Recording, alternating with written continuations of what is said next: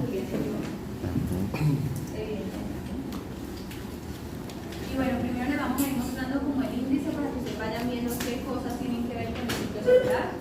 Entonces, inicialmente pues vamos a hablar acerca de qué es el ciclo celular, las etapas del ciclo celular, los reguladores del ciclo celular, la regulación del ciclo celular, puntos de control que intervienen en el ciclo celular, las proteínas que inhiben el ciclo celular, la mitosis, meiosis, fisión binaria, otros tipos de reproducción asexual, el cáncer y el ciclo celular y las células madre, ciclo neuronal y la neurogénesis.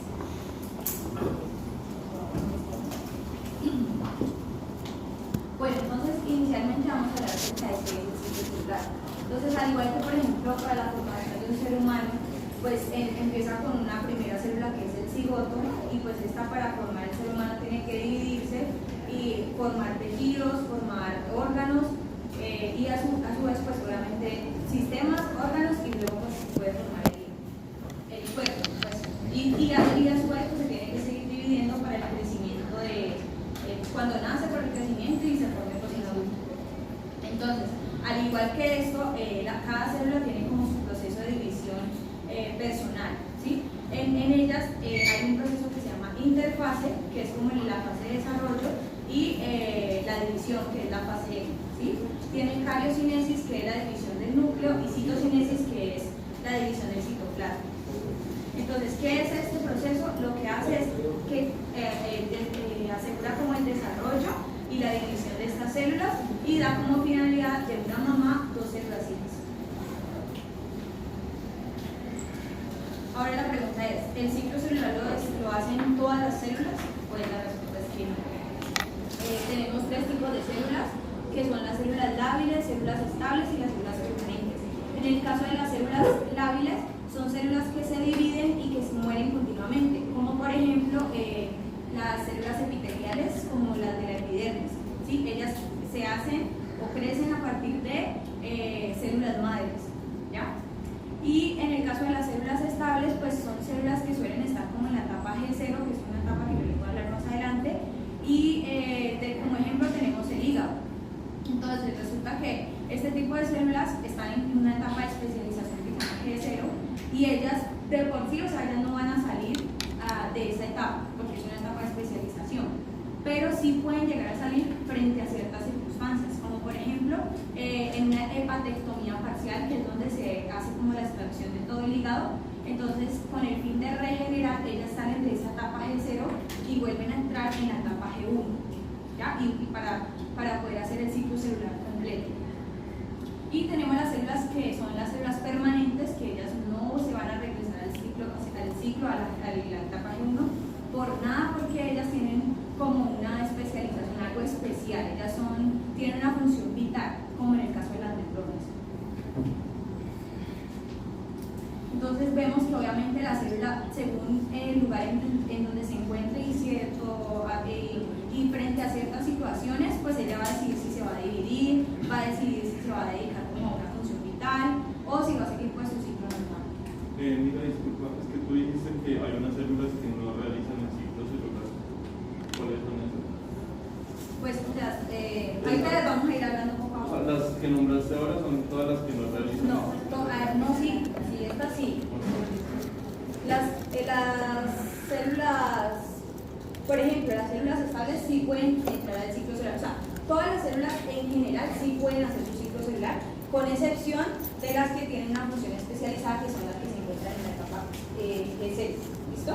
Y las únicas que sí pueden salir son, como en el caso de los hepatocitos, que ellas salen como a hacer el ciclo en caso de una agresión, como es el caso de una hepatitis. Entonces todas las células hacen ciclo celular. Con excepción de las que hacen una especialización, como en el caso de las neuronas, que tienen funciones como vitales, o los cardiomiocitos, o en el caso de las neuronas, o en el caso de los hepatocitos, usualmente no lo hacen, pero frente a una agresión sí lo pueden hacer. Y estas pues se pueden crear a partir de células madres, que eso es otro proceso que vamos a explicar más adelante. Vale. Bueno, entonces, obviamente eso tiene una etapa, como ya les había dicho, que es una etapa de desarrollo y una etapa de división, que es la fase N, pero entonces, pues, estas tienen unas subetapas, por así decirlo. En el caso de la interfase, que es como la etapa de desarrollo, la etapa inicial, pues tiene la etapa G1, la etapa S, que es de síntesis, y la etapa G2.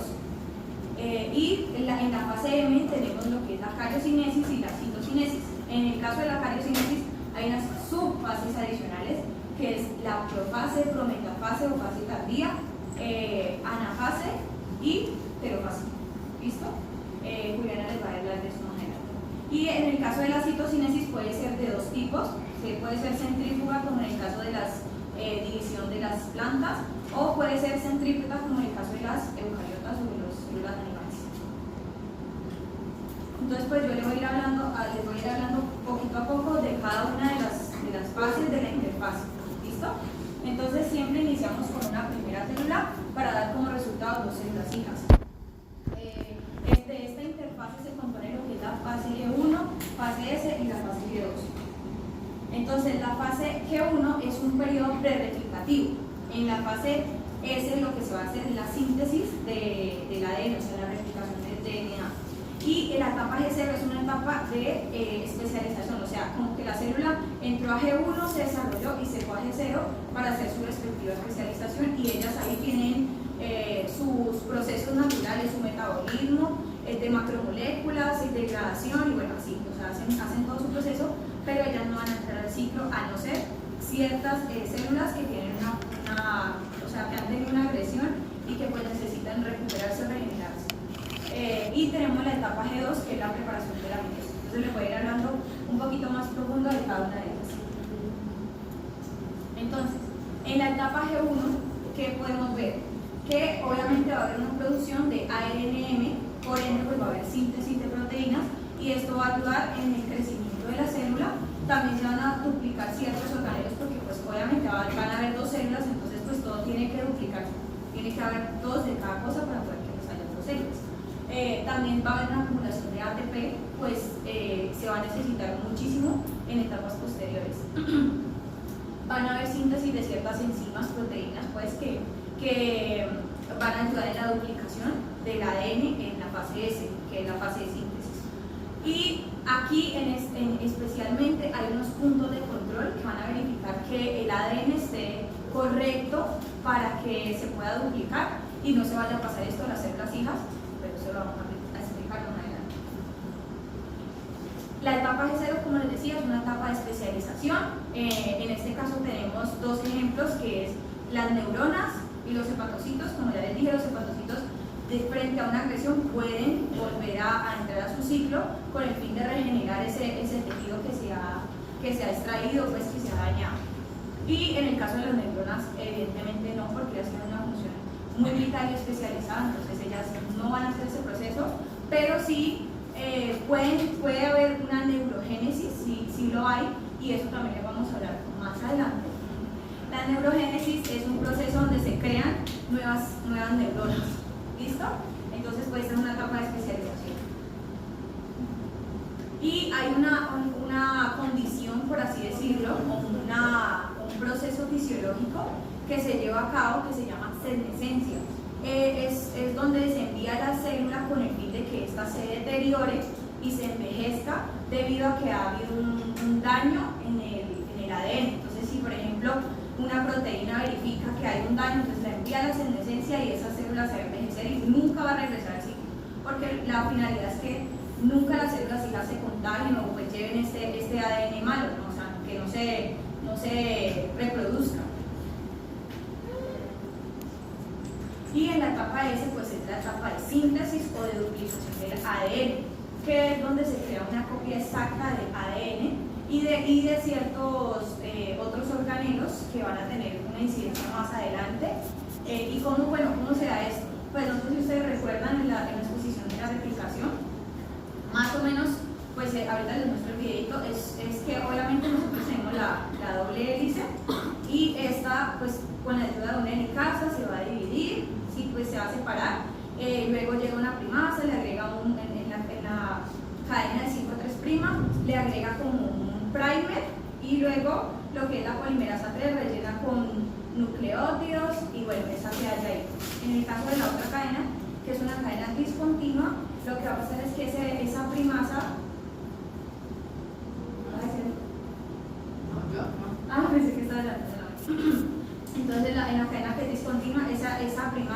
va a agregar varios primer y lo demás que queda como entre los primer se rellena con la polimerasa 3 y a eso se le llama como fragmentos de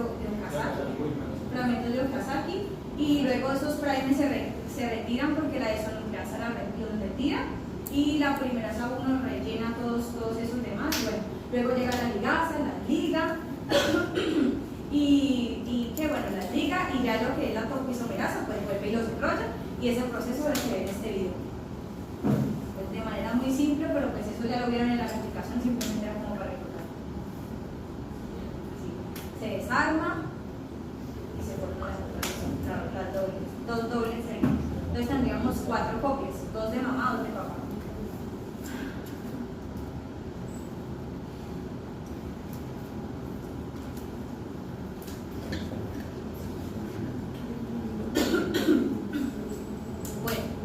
Luego tenemos lo que es la etapa G2, que es donde ya tenemos el material replicado, ya previamente se ha verificado que este ADN pues, esté correcto, que no haya nada raro por ahí, ninguna anomalía, y obviamente se siguen sintetizando ciertos organelos, ciertas proteínas, y es como un periodo ya como premitosis, ¿sí? Termina cuando ya empieza la mitosis, y aquí está como un poquito mejor explicado. Aquí pues está la celulita, el núcleo, una sola cadena, o sea, una sola doble hélice, perdón, y aquí ya se sintetiza, esta es la etapa G1, esta es la etapa de síntesis, cuando empieza G0 se sale por aquí, ¿listo? Y aquí es la etapa de síntesis donde ya se replica el ADN, luego de esta replicación, aquí estamos en la fase G2, aquí la célula tiene que seguir creciendo porque aquí en este proceso pues se va a dividir el citoplasma. ¿Listo? Y pues obviamente esto da como finalidad 2 células hijas. Y queremos adicionar pues que en un humano adulto ocurren 25 millones de divisiones celulares por segundo cada 24 horas. Ahora les vamos a hablar de la cariocinesis y la citocinesis. Bueno, ahora vamos a seguir con la etapa M. En la etapa M nos vamos a encontrar con la cariocinesis, que es pues más conocida como la mitosis, y la citocinesis. Hay que tener en cuenta que en la cariocinesis lo que va a suceder es que vamos a dividir el núcleo, y ya cuando hablamos de la citocinesis vamos a dividir ya lo que es el citoplasma, pues para que se dé finalidad de las 2 células hijas. Entonces, para empezar, mitosis, ¿qué es? Es una división celular, y en esta fase lo que va a pasar es que se va a repartir el material genético de la madre. A esto se le conoce como una división ecuacional. ¿Por qué? Porque la carga cromosómica de la madre va a ser la misma que le va a regalar a sus células hijas. Y esto se va a dar a partir de la segregación de los cromosomas. Entonces, ¿cómo les venía a explicar? Digamos, si la madre tiene una carga cromosómica de 26 cromosomas, las células hijas también van a tener la misma carga cromosómica. ¿Y por qué se da esto? Porque, digamos, en un ejemplo cotidiano, un caso cotidiano, que estemos en la calle normal y que superamos una raspadura, inmediatamente las células epiteliales se van a empezar a producir, se van a empezar a activar, y digamos que esta célula madre es una célula epitelial que va a ir a ocurrir donde se surgió la raspadura. Entonces, ¿qué va a pasar? Va a empezar a formar el proceso de cicatrización, de que se va a crear los nuevos tejidos para crear la nueva piel, y esta célula madre, que digamos que se encuentra ahí haciendo su función en la raspadura, ya está en un punto que está desgastada. Entonces estas células hijas que tienen la misma carga cromosómica pueden seguir para seguir cumpliendo con la función de las madres. ¿Se entiende? Sí. ¿Sí? ¿Te repito? Sí. Entonces, cuando la célula madre tiene la misma carga cromosómica que las hijas, las células hijas pueden seguir cumpliendo las mismas funciones que la célula madre. Por eso les puse el ejemplo de la raspadura. Digamos que la madre es una célula epitelial que está cumpliendo con la formación de nuevos tejidos, con la cicatrización. Entonces, esa célula madre ya está desgastada, ya se va a la etapa de senescencia. Entonces, las células hijas van inmediatamente y cumplen con el puesto de la madre. O sea, pueden seguir cumpliendo la misma función porque tienen la misma carga cromosómica. ¿Ya? A la mitosis se le conoce como, ahora ya les dije, una división ecuacional, porque las hijas tienen la misma carga cromosómica y también son diploides, por lo mismo, por la misma carga.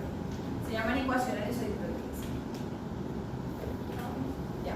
Bueno, en la cariocinesis nos vamos a encontrar con 5 fases, las cuales van a ser la profase, prometafase, metafase, anafase y telofase. Una mnemotecnia para que nos la aprendamos así como más fácil y en orden es pro, meta, anatelo. Recordando que en la profase vamos a tener una prometafase. O sea, si ustedes repiten pro, meta, anatelo, que es pro, meta, anatelo, eso lo repiten.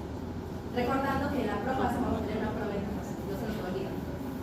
Bueno, sí. Ahora sí vamos a empezar con lo que es la profase. En la profase, también conocida como la profase temprana, bueno, ya sabemos que venimos de la etapa G2, en donde ya sí finalizó la preparación de la célula para dividirse. Aquí los organelos ya se han duplicado, ya también se duplicó el material genético. Entonces, ¿qué va a pasar? En la profase, la cromátina se va a condensar. Recordemos que la cromátina es el material genético que se ha compuesto como en un hilo compuesto de material genético e histonas. Entonces, ¿qué va a pasar? Esa cromátina se va a empezar a condensar. Es decir, si nosotros tenemos, por ejemplo, nosotros vemos un cromosoma así, pero no significa que a simple vista el cromosoma va a ser así. Si nosotros lo hacemos zoom, así, nos acercamos, podemos ver que el cromosoma es como un hilo condensado así. Entonces, a eso se le conoce como la cromátina, ¿cierto? Entonces, ¿qué va a pasar? Esa cromátina se va a empezar a condensar para formar la estructura como tal del cromosoma. También se van a empezar a preparar los centriolos, que fueron unos organelos que se duplicaron en la etapa de interfase, que fue la que Natalie mencionó ahora. Esos centriolos se van a empezar a ubicar en los polos opuestos, que ya les explico más adelante para qué, y se empieza a formar el uso mitótico, uso acromático, que esos también van a ser partícipe de la condensación para que los cromosomas logren separarse. Hay que tener en cuenta que este uso cromático está conformado por microtúbulos. Bueno, ahora seguimos con la prometafase, que también es conocida como la profase tardía. Aquí, como podemos ver, la carioteca se va a empezar a desintegrar. Y como la carioteca, o sea, la membrana nuclear se desintegra, por ende también se va a ir el núcleo y el nucleolo. Entonces, ¿qué va a pasar con los cromosomas? Van a quedar como a la deriva. Ya van a quedar como a la intemperie. Pero gracias a este uso cromático que se está formando, los cromosomas pueden ubicarse en la placa ecuatorial, que es la placa ecuatorial de las células, todo el centro de la célula. Aquí podemos ver que el uso cromático no está totalmente formado, pero gracias a él los cromosomas no se van como que no se esparcen por toda la célula, como se quedan ubicados como cacho. Mira, la carioteca es la membrana celular o la membrana nuclear. Ya, sí. Okay. Sí, esto, así. Sí, la de núcleo. O sea, Así, si se es así despliega la otra, y se forma así. O sea, sí, es la membrana, o sea, es que sí se descomponen todas. La nuclear, y el nucleolo y toda la membrana, la carioteca, todo eso, toda la célula como tal. Y por ende los cromosomas quedan Todo. como a la Pero deriva. entonces la carioteca es Esta de membrana acá. celular. Ajá, la celular, pero también se descompone la otra, o sea, todo, para poder que los cromosomas queden como libres, así. O sea, es todo lo que contiene los cromosomas, ¿no? Digamos. Para allá hay un brazo de la Dime. ¿En qué parte se hace visible los cromosomas? Invisible desde la, Visibles. Visible desde la metafase. en la metafase, ya vamos para allá. Ahora seguimos con la metafase. ¿Qué va a pasar en la metafase? Podemos ver que los cromosomas ya están totalmente condensados. O sea, ya esa cromatina se apenduscó tanto, se condensó tanto que ya podemos ver como tal la estructura del cromosoma. O sea, ya no está así en la cromatina del hilo, sino que ya se creó en la estructura como tal del cromosoma. Y estos ya están ubicados totalmente en la placa ecuatorial. Es decir, como podemos ver, tenemos los cromosomas y estos acromáticos, o sea, esos microtúbulos se han anclado por medio del centro del cromosoma. Y eso lo conocemos como el centrómero. Entonces, ¿qué va a pasar? En la metafase los cromosomas van a condensar totalmente y el uso cromático está completo. Se dice que el uso cromático está completo cuando este se ha logrado anclar al cromosoma, exactamente por el centro. ¿Para qué? Para que en la anafase ocurra una etapa de disolución. ¿Qué es disolución? Separación, o sea, segregación. ¿Qué va a pasar? Las cromátidas, o sea, tenemos el cromosoma así, como tal, es un cromosoma. Pero a los bracitos se les conocen como cromátidas. ¿Ya? Entonces, ¿qué va a pasar? Va por una etapa de separación de las cromátidas. ¿Por qué? Porque el uso cromático se va a condensar, o sea, se va a contraer. Y esto logra tener una fuerza tan fuerte que logra separar estos cromosomas para convertirlos en cromátidos. Ya. Ahora hay que tener en cuenta que en el cromosoma nos vamos a encontrar con centrómero y el cinetocoro. ¿Qué es el centrómero? Es exactamente esto de aquí. Aquí está ubicado el centrómero. Pero aquí a esto se le va a adherir una proteína que es el cinetocoro, lo vamos a por acá, y esta va a ayudar para que se logre la separación de esos cromosomas, para que puedan convertirse en cromátidos. ¿Vamos bien? Una pregunta. ¿Ese uso con H Es con uso sí. distinto? ¿Cómo así? O sea, si el uso es sin H, pues no sé si ese uso con Pues H. es No, pero este uso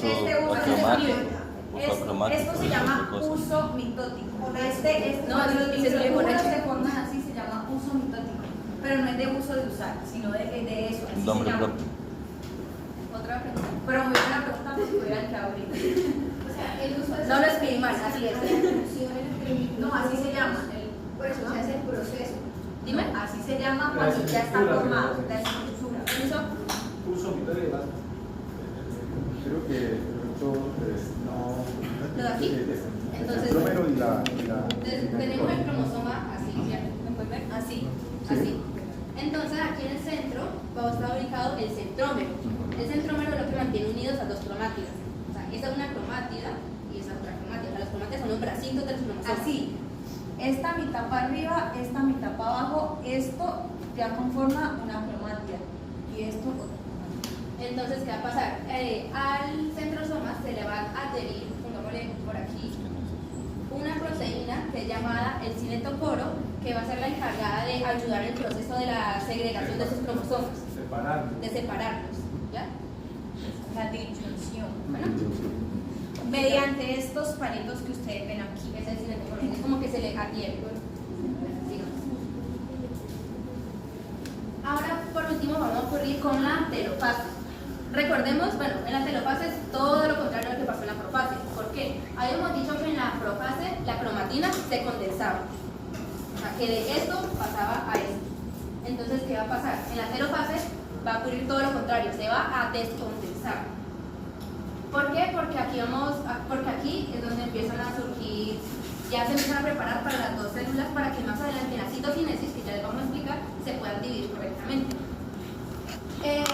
Habíamos dicho que en la profase se desintegraba la carioteca.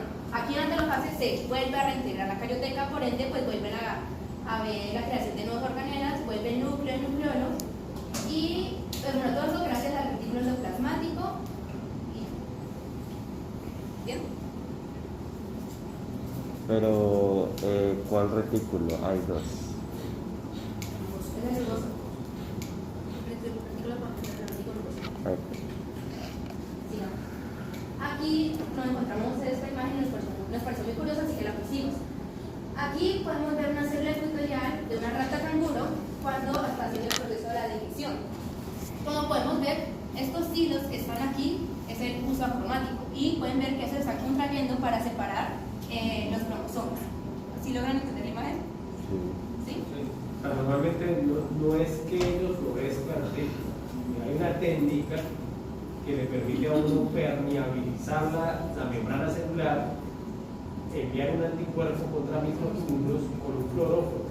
Y una vez se pega el anticuerpo, emite y un electrón de estímulo de luz ultravioleta, entonces salimos, la célula brilla de esa forma.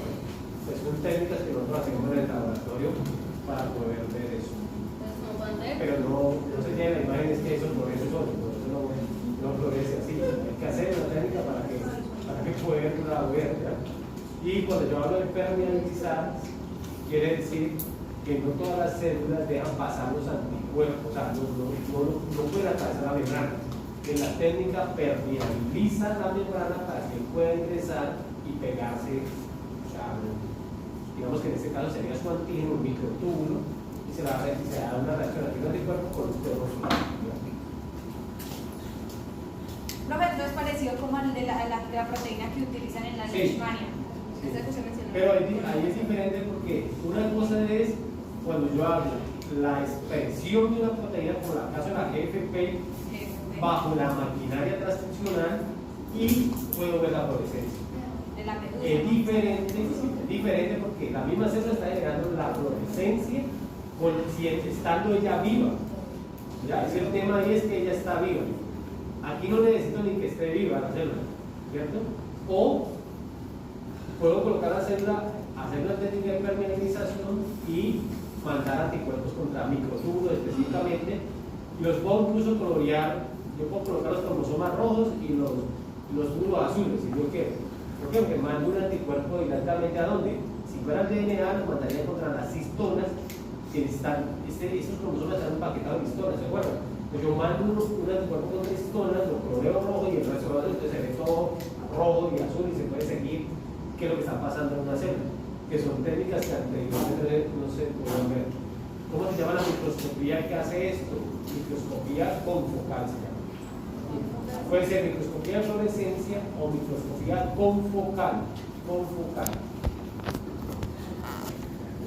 Que todavía la microscopía confocal es más resolutiva, incluso puedo crear imágenes 3D de esto. Yo puedo reconstruir con un confocal incluso toda la estructura 3D de esto. Es impresionante. Porque lo que hace el microscopio confocal es tomar imágenes por capas. Es como si estuviera cortando la célula por capas y luego une toda la fluorescencia y puede una imagen tridimensional espectacular. Muy bonito. Por ejemplo, que le permite a uno girar el microtúbulo y revisarlo, prácticamente revisar las caras de los microtúbulos. Es muy bonito. Es como la ecografía 4D también.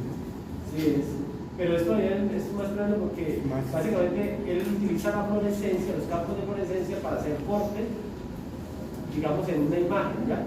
Y luego te las juntas y te las ponen en una 2 dimensiones, 3 dimensiones. Es muy bacano. Al final te preguntas eso porque no podía. Bueno, ahora vamos a seguir, ya lo hemos dicho que en la cariocinesis estamos hablando de la división del núcleo, ¿ya? Ahora vamos a seguir con la citocinesis. Aquí, ¿qué va a pasar? Se empieza la formación de un anillo de microfilamentos en la placa ecuatorial. Aquí se empieza a crear un anillo de microfilamentos que hacen que, bueno, hay que recordar que en las células animales no contamos con pared celular, por ende es como muy fácil de moldear, ¿ya? Y por eso es que esos microfilamentos son capaces de cortar, o sea, como que apeluzcan tanto la célula que logran separarla.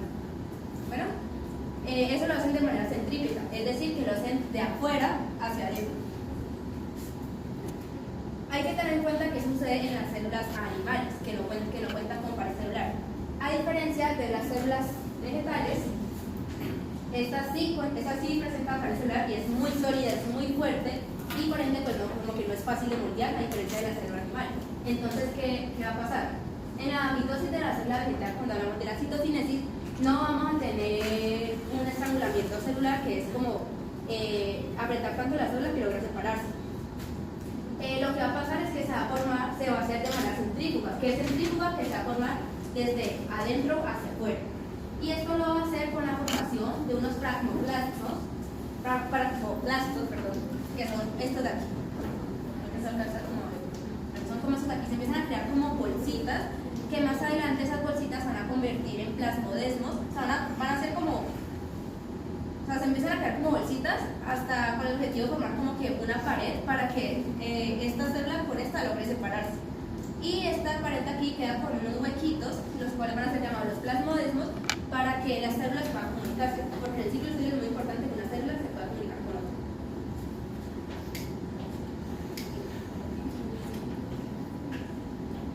Aquí, como podemos ver, la citocinesis en la célula animal es como que, como pueden ver, es como más fácil de moldear. Dime. Hay muchas células que no sufren mitosis en toda su vida. Claro, sí, hay células que no sufren mitosis, como en el caso de las células que tienen una función especializada, como las neuronas, o en el caso de los hepatocitos, a no ser que se necesite que ellas se dividan para poder regenerar algún tejido. ¿Sí? Por ejemplo, ¿en qué caso se podrían dividir para regenerar algo? caso por ejemplo, en el caso del hígado, que yo les explicaba, que si digamos se hace una hepatectomía parcial, entonces para regenerar ese tejido que se ha extraído, porque parcial quiere decir que se retira todo el hígado. No, hepatectomía, si buscan, es total. No, si lo buscan hepatectomía parcial, es total. Entonces se extrae todo y entonces pues obviamente se necesita regenerar. Entonces para poder regenerar pues obviamente tiene que haber una dirección. Entonces esas sí tienen que realizar la mitosis. Pero cuando son especializadas no realizan la mitosis. ¿Pero qué pasa con las neuronales? Eso lo vamos a hablar más adelante. Sí, en la neurogénesis, sí.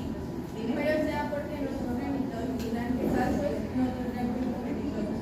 Porque es que, o sea, en el caso de ellas, las forman las células madre.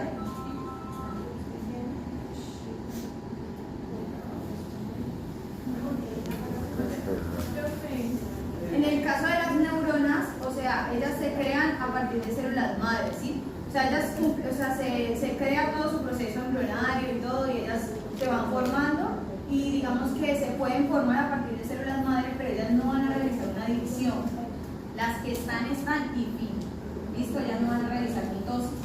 ¿Sí? No, pero pueden llegar, digamos que a crearse otras a partir de la neurogénesis, que eso es el proceso que vamos a hablar más adelante. Pero ellas son células especializadas que se van a quedar en la fase G0 y sí pueden entrar al ciclo celular, pero no hacer mitosis. Pueden entrar al ciclo celular específicamente en caso de que haya un daño en el ADN para reparar ese ADN, pero no para dividirse. Yo quería preguntar eso. ¿Puedes repetir esa parte? La G0, ya voy. El ciclo celular, a ver, se compone de dos etapas, ¿listo? Entonces es la interfase, que es la fase de desarrollo, y la fase M, que es la mitosis, y la citocinesis. Cariocinesis es lo mismo que mitosis, ¿listo? Y la citocinesis cariocinesis es la división del núcleo como tal, y la citocinesis es la división del citoplasma, ¿listo?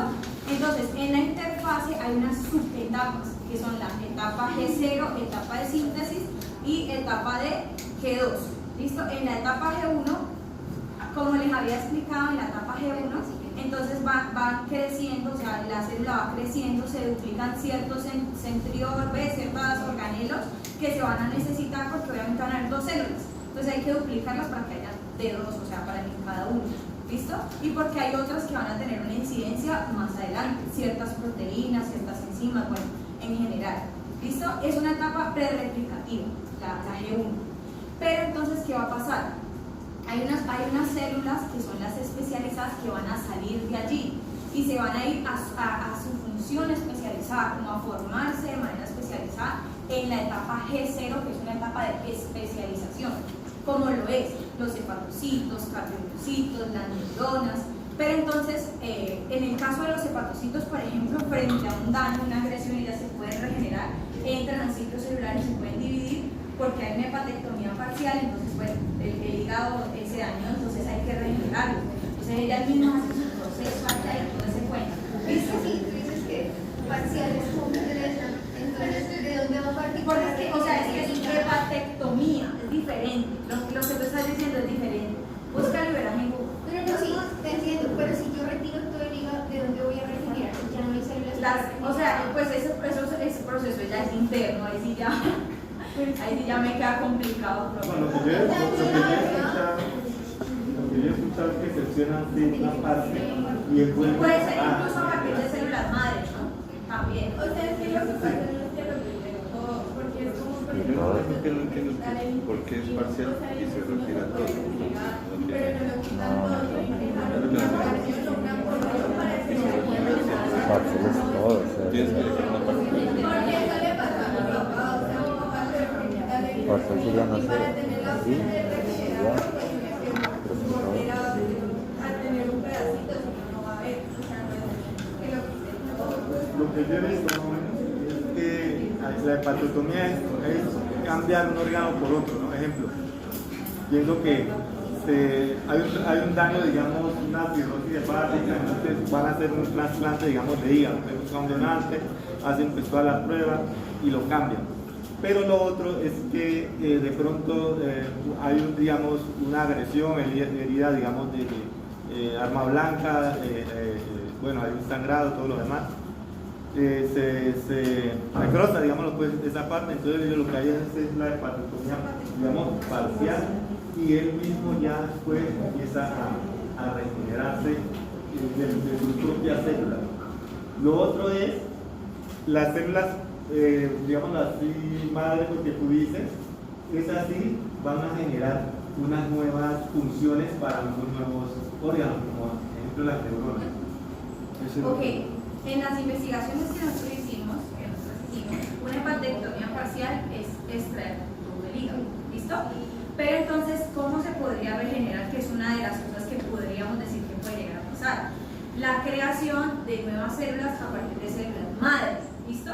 Pero eso lo vamos a ver más adelante, ¿listo? Pero entonces, en este caso, es una hepatectomía total, ¿listo? Se retira todo el hígado. Así es. Espera.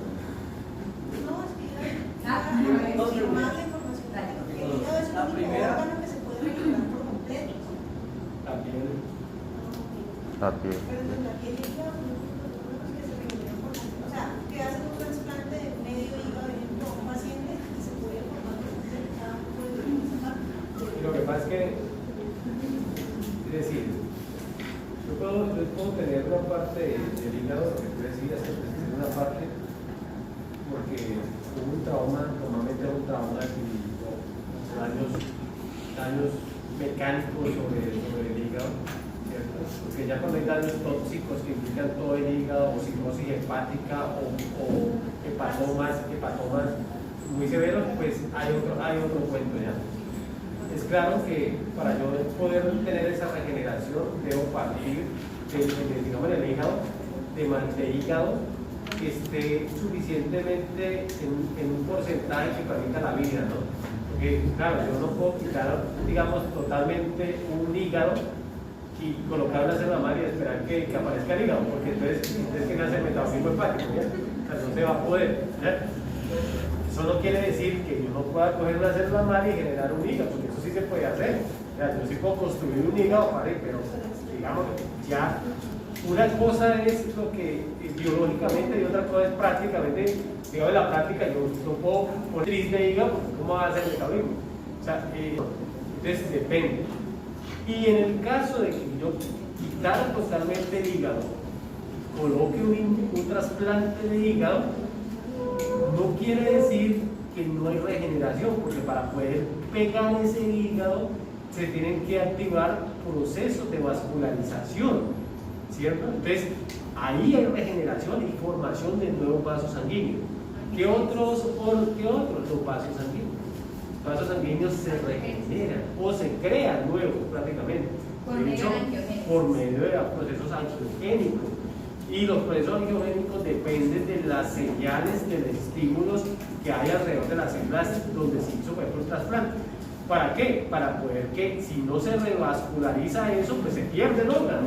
Así de sencillo, ¿ya? Entonces, allí hay varios procesos que están implicados. Por ejemplo, las células para formar el vaso te van a tener que dividirse, hacer lo que ya están contando en el ciclo, porque si no, no hay vaso sanguíneo. Así de sencillo. Y no solo uno, sino que hay que, luego del vaso central, hay que generar capilares que puedan llegar a esa zona. Por eso yo les explicaba una de los tumores.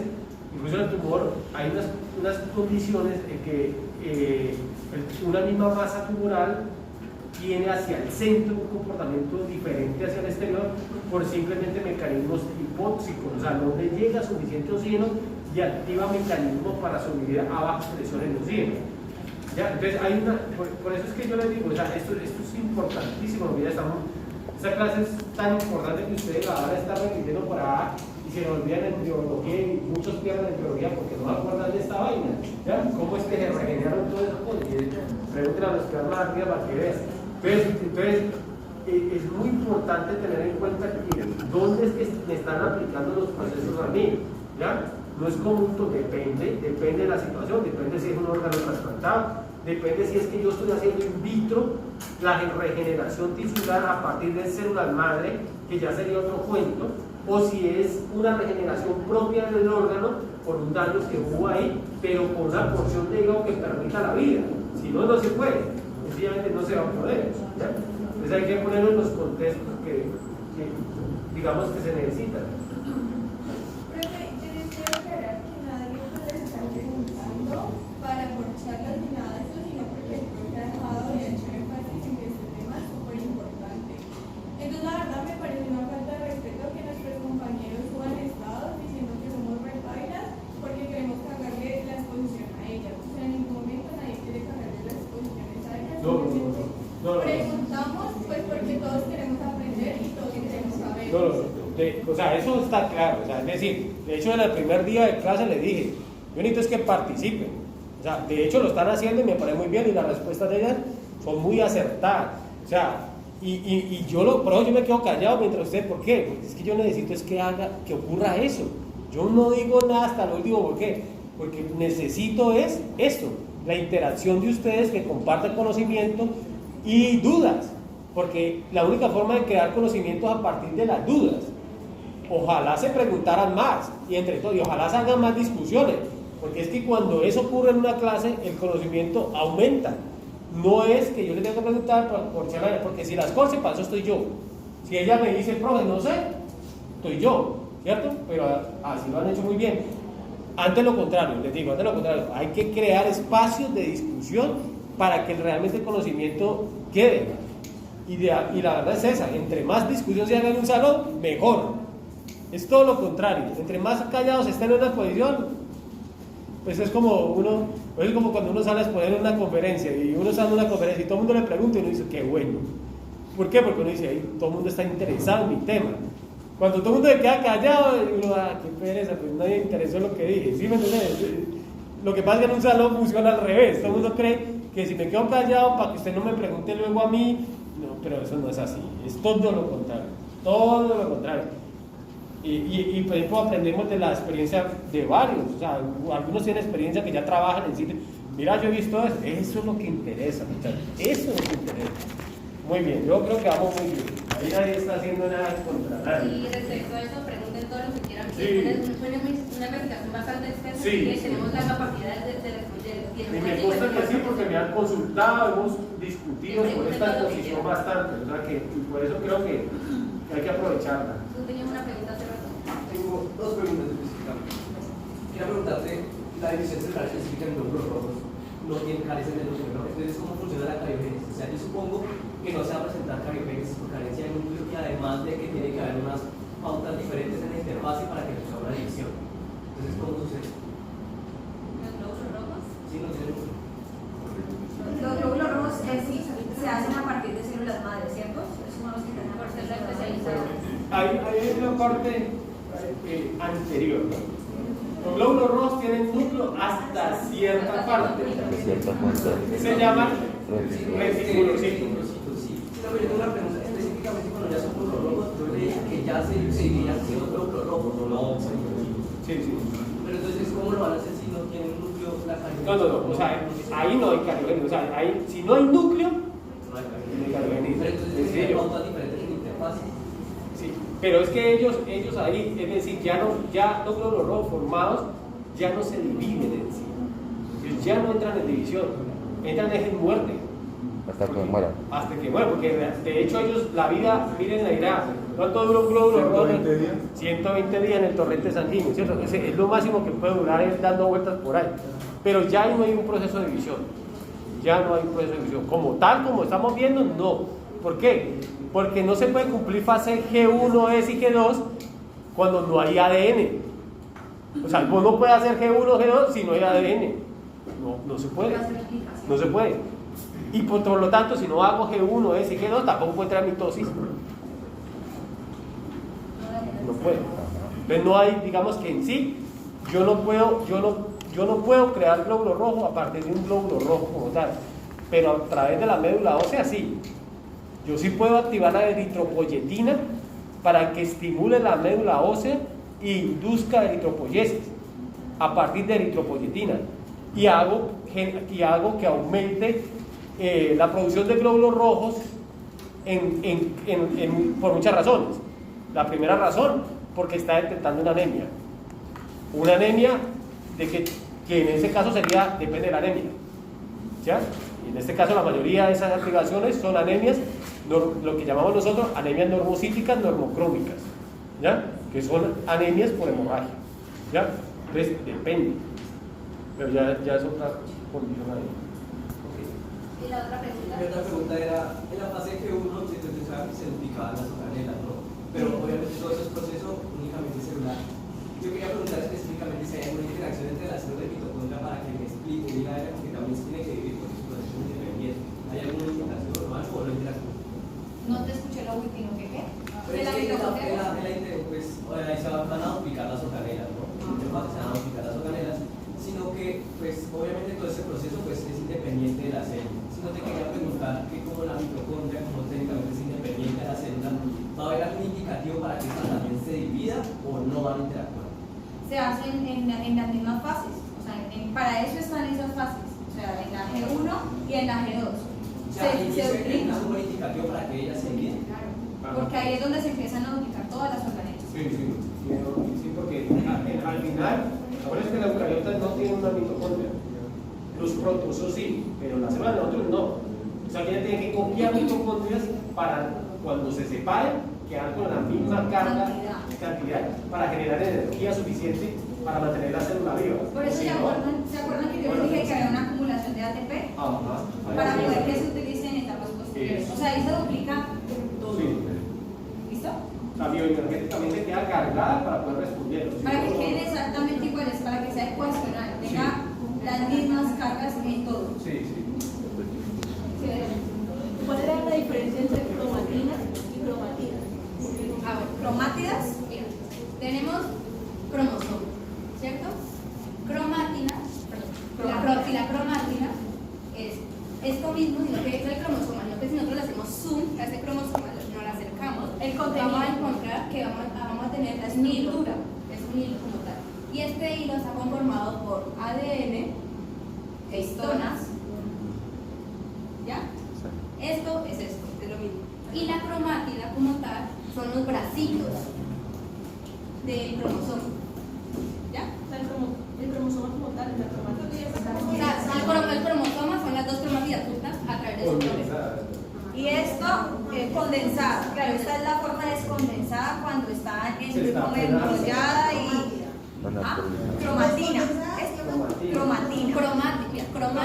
cromatina. La cromátina es este hilo. Cuando está descondensada. Ajá. Y la cromátina como tal son los bracitos que van a formar el cromosoma. Cuando los bracitos se juntan, se forma el Pero cromosoma. ¿cuántas cromátidas son en un cromosoma? Es que tenía entendido que son 4 cromátidas por cromosoma, o son 2. Son dos. Pues digamos en el caso de las bellas, sino como para no confundirlos, ahí sí se forman unas términas que sí son así. Pero pues más adelante les voy a explicar eso para que no los confundan. En la meiosis, sí, en la meiosis. O también llamamos como bivalentes. Pero entonces en un cromosoma normal solo tiene 2 cromátidas. Dos cromátidas. Dos cromátidas. Con un bracito P y un bracito Q. El brazo largo y el brazo corto. Entonces, brazo P y brazo Q. P y brazo Q. Ajá. Este es largo. Que tanto el P como el Q vienen de la traducción del francés. Ahí no es, ahí es traducción, es del francés. Petit.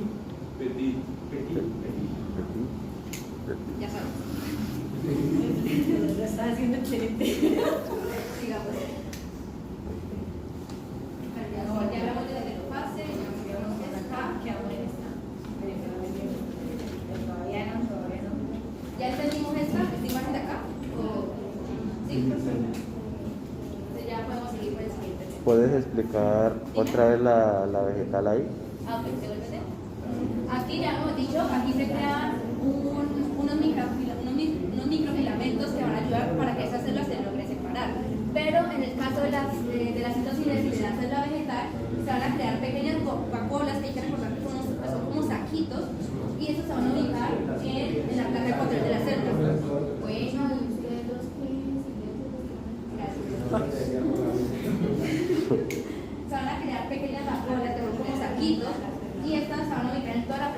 ecuatorial. ¿Qué es la placa ecuatorial? Centro de la El centro de la célula. célula, la mitad de la célula. Y para que esto aquí se llama plasmoplasma. Cuando ya estas vacuolas se juntan con que se condensan, crean la pared, la cual se va a llamar plasmodesmo. ¿Ya? Primero plasmoplasto cuando están creando las vacuolas, las vesículas chiquiticas. Y cuando ya cuando la pared está conformada por completo se llama plasmodesmo. Y esos plasmodesmos en sí quedan como con unos huequitos. Aquí quedan como con unos huequitos, aquí esos huequitos de aquí, para que las células logren comunicarse entre sí. Y ya, es eso.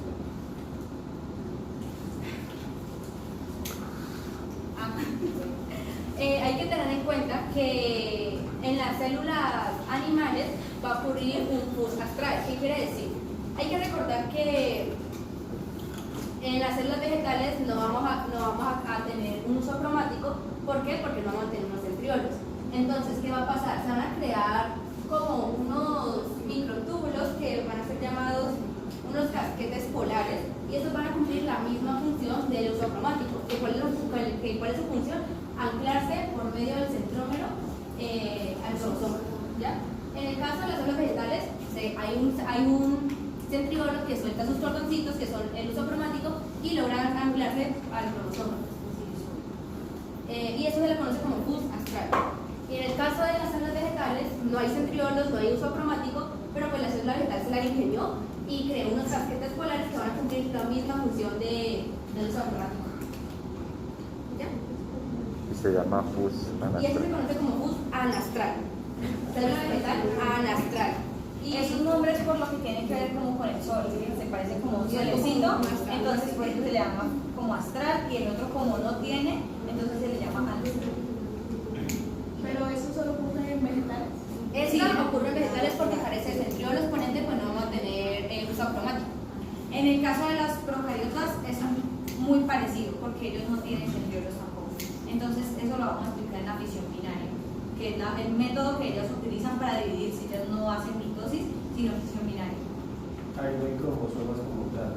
Ajá, Vale. exactamente. O sea, su material genético está contenido como en una especie de único cromosoma, pero no es un cromosoma llamado plasma. Y ese es como un ejemplo de lo que pasa totalmente.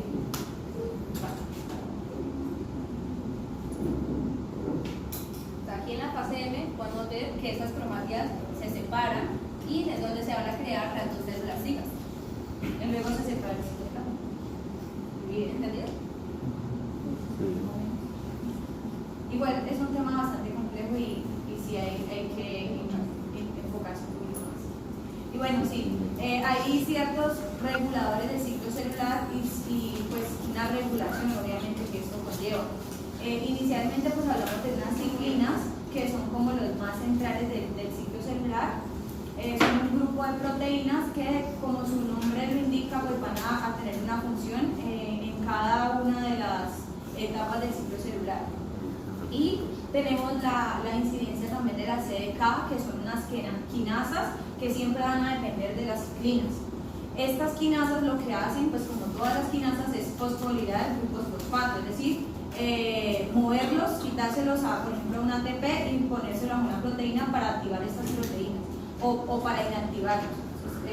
Esto se hace por degradación y por regulación de proteínas.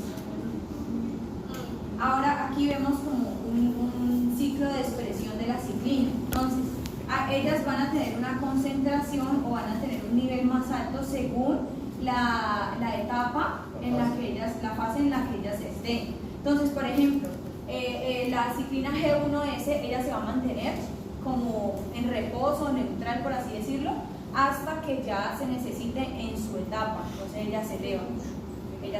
Lo mismo las demás. La única que sí va a tener como una elevación en casi todo el proceso es la ciclina G1, porque ella es la que va a ayudar a crear otras ciclinas que se van a utilizar en procesos posteriores. Y aquí vemos una manera en la que trabajan ellas de manera unida, la quinasa y la ciclina. ¿Listo? Entonces aquí vemos que una quinasa está inactiva, entonces no puede fosforilar, es decir, agregar grupos fosfato a estas proteínas, por ende pues no se da ningún proceso. Pero cuando está unida a una ciclina, entonces le agrega grupos fosfato a otras proteínas y por ende pues inicia la fase en la que se necesita. Por ejemplo, aquí estamos en la fase G1S, entonces aquí vemos que se da la replicación, perdón, como la producción o síntesis de ciertas enzimas que son para la replicación del ADN. ¿Listo? Otro ejemplo que tenemos es el factor promotor de la maduración, que es otra forma en la que podemos ver cómo están unidas las CDK junto con las ciclinas. En este caso ellas van a tener como una actuación en el caso de la fase M, ¿listo? Entonces aquí está la CDK, o sea la quinasa, aquí está la ciclina M, estas van a fosforilar las proteínas específicas de esa fase y entonces se van a dar todos los procesos que ya Juliana les comentó, que es la formación del uso cromático, la condensación de los cromosomas, la ruptura de la carioteca o membrana nuclear y se va a dar pues, las ciclinas son los regulares como más centrales del ciclo celular. ¿Bien hasta ahí? ¿Podrías devolverte un momentico? ¿Cómo es que se llamaba el MPF, que era lo que era? MPF. El anterior. Factor promotor de la maduración. Es un nombre que se le da a las ciclinas M unido a la CDK. ¿Listo? Es la manera en cómo ellas trabajan unidas pues, en esa fase, en la fase M.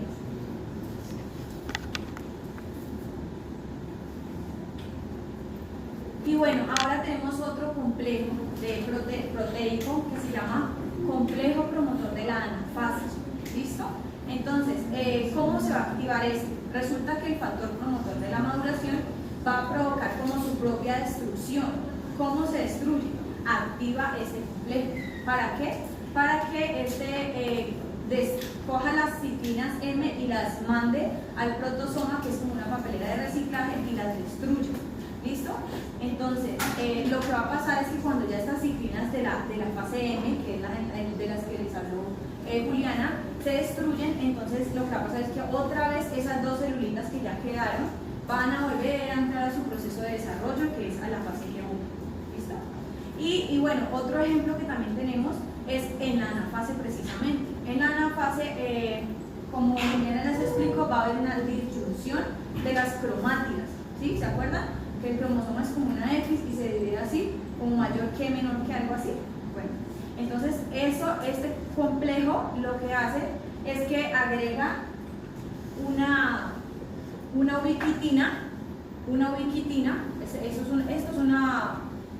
es el complejo proteico, la BCC, ¿sí? Entonces, bueno, agrega una ubiquitina a una segurina, que es una proteína que mantiene esta separasa como inactiva. Entonces, este le agrega una ubiquitina a la segurina, la envía al protosoma, que es la papelera de reciclaje, la destruye y entonces esta queda en su forma activa y por ende pues puede haber la disyunción o separación de las cromátidas para poder que se anclen al uso acromático y pues ya se pueda dar como la separación de todo. Y en el caso de las ciclinas M, lo mismo, les agrega una ubiquitina, una etiqueta de ubiquitina a esas ciclinas M, las manda al protosoma, las destruye también, por aquí mismo, las destruye y entonces inmediatamente las dos celulitas vuelven y entran a su fase G1 a desarrollarse, a cumplir todo su proceso de replicación de organelas, de replicación de su ADN, bueno, todo. ¿Listo? ¿Bien hasta ahí? Bueno, como les decía, pues está regulado por fosforilación y degradación de proteínas. Entonces se le agregan grupos fosfato a unas para que se activen o se inactiven, se degradan unas proteínas y otras se activan. Bueno, así es el proceso, como en casi todos los procesos de la célula. Y bueno, como les decía, pues ahora ya les hablé de algunos regulares, ahora como tal de la reacción. Entonces, los complejos que digamos así participan, entonces se llamarían así: CDK, ciclina G1, CDK, ciclina G1S, CDK, ciclina S, CDK, ciclina M, factor promotor de la maduración. ¿Listo?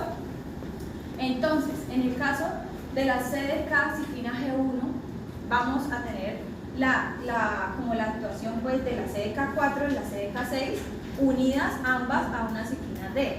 ¿Listo? Y lo que ellas van a hacer es como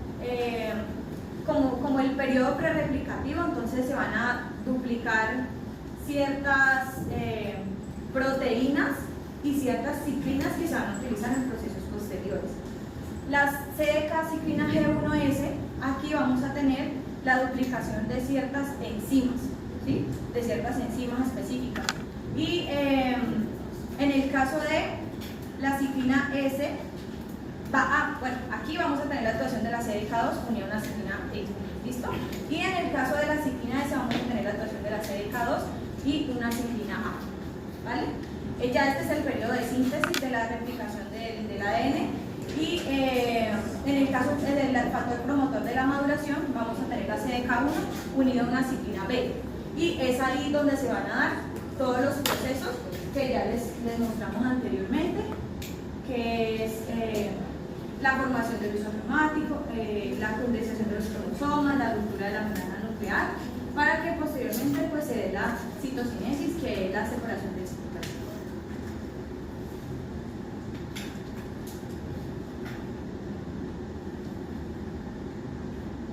Ahora, hay ciertas cosas que pueden retardar el ciclo celular y otras que las pueden como potencializar o bueno, como que estimular.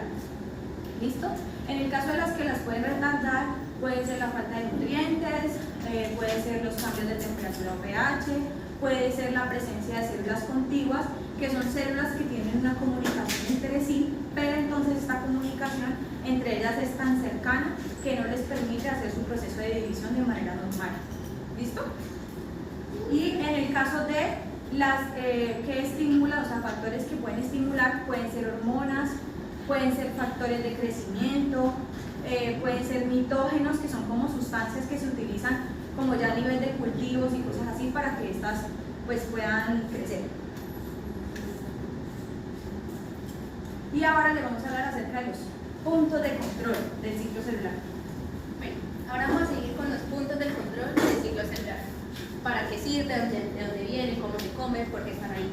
Bueno, para empezar, los puntos de control, hagan de cuenta que son como para verificar la vitalidad del material genético que está creando la célula en cada fase de su ciclo celular. Hagan de cuenta que son como, por ejemplo, unos retenes. A uno cuando lo para la policía, ¿qué es lo que le piden cuando lo para un retén? Que tenga la tecnomecánica, que su dato esté vencido, no sé qué más piden. Piden que los requisitos estén al día. ¿Para qué? Para que puedan seguir pues, con sus trayectos. Esto mismo va a pasar con los puntos de control en el ciclo celular. Entonces, ¿qué pasa? Vamos a encontrar.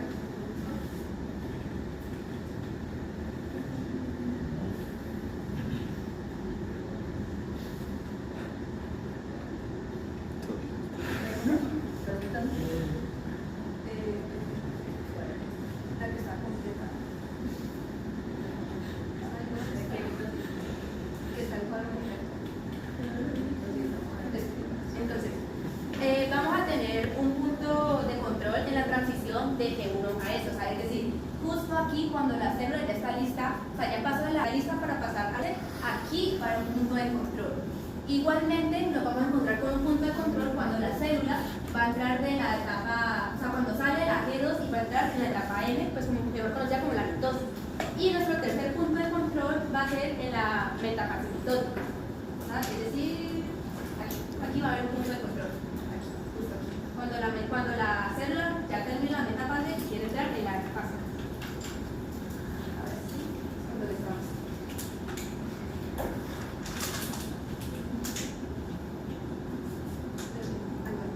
Habíamos dicho que bueno, nuestro primer punto de control es la transición que hay de G1 a S, ¿cierto? Entonces, el punto de control de G1 es considerado como el más importante. ¿Por qué? Porque es el más largo y es como el que más estricto. ¿Qué pasa si una célula no cumple con este primer punto de control? Pues simplemente va a seguir como quien dice sin Dios y sin ley, va a seguir reproduciéndose, va a ocurrir con una proliferación y apoptosis inadecuada, lo que pues, no puede ocurrir más adelante un tumor benigno, que más adelante pues, vamos a explicar cuando hablemos del tipo de cáncer. Bueno, en el punto de control del G1 ya hemos dicho que es el más importante y vamos a tener como dos subpuntos, los cuales van a ser el punto de restricción y el daño del ADN en G1. ¿Qué va a verificar? O sea, ¿qué requisitos debe cumplir la célula para que pase el punto de restricción? Habíamos dicho que en la etapa G1 la célula va a empezar a crecer, va a empezar a recoger los nutrientes necesarios, a su vez también va a empezar a recolectar los factores de crecimiento para que la célula pueda prepararse para la mitosis y pues más adelante para la citocinesis. Entonces, verificar ese punto de restricción, que la célula esté creciendo de manera adecuada, que no esté creciendo ni más rápido ni más lento, sino como que todo a su ritmo. Esto va a verificar el punto de restricción. Cuando hablamos del daño del ADN, el G1, aquí se va a verificar, aquí recordemos que en la etapa G1 no se ha duplicado el ADN. Eso ocurre en la etapa S. Entonces, ¿qué va a verificar el daño del ADN G1? Que el ADN original, o sea, la doble cadena que tenemos, no tenga algún daño, alguna alteración. ¿Por qué? Porque si este tiene alguna alteración, pues en su copia pues también va a tener una alteración. Entonces, eso es lo que se usa. ¿Qué pasa si esta hebra original tiene algún daño? Inmediatamente se va a activar la P53, que es para utilizar la P53. Sigamos. Ya les explico qué es esto. ¿Qué es la P53? De esto vamos a hablar más adelante y no como para crear una pequeña introducción, porque eso es como otro tema que se trata de los genes supresores de tumores, pero así como para darle una breve definición, la P53 es conocida como el guardián del genoma. ¿Por qué? Es un gen 53 quien codifica una proteína P53 y esta es la encargada de, como quien dice, de vigilar que todo el material genético de la célula esté en orden, que no tenga ninguna malformación. Como por ejemplo podemos ver,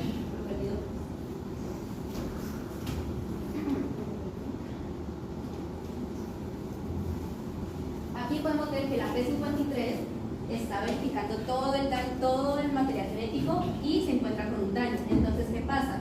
La P53 tiene la autoridad de detener el ciclo celular, pero ella no cumple esa función. O sea, ella da la orden, pero ella manda a la P21, que es también una proteína, manda a la P21 a que detenga el ciclo celular. ¿Cómo lo hace?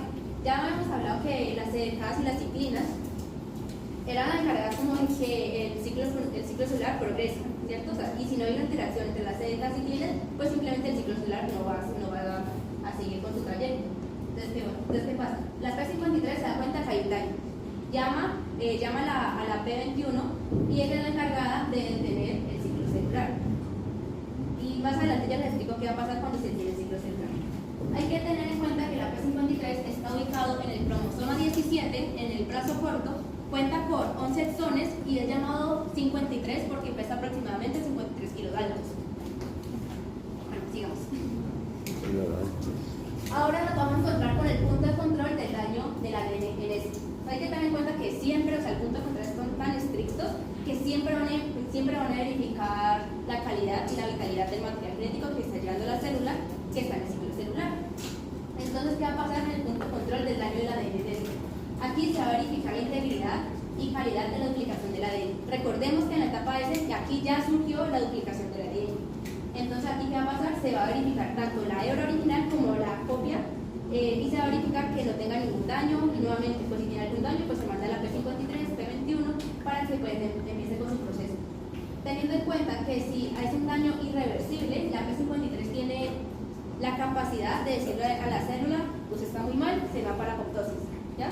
Usted no me sirva aquí, entonces como que es mejor que usted se vaya. Lo que más adelante ya les voy a explicar, es como por encima. La P53 y la P21 no tienen la misma función. Es que son considerados genes supresores de tumores y estos, estoy tirando muy rápido.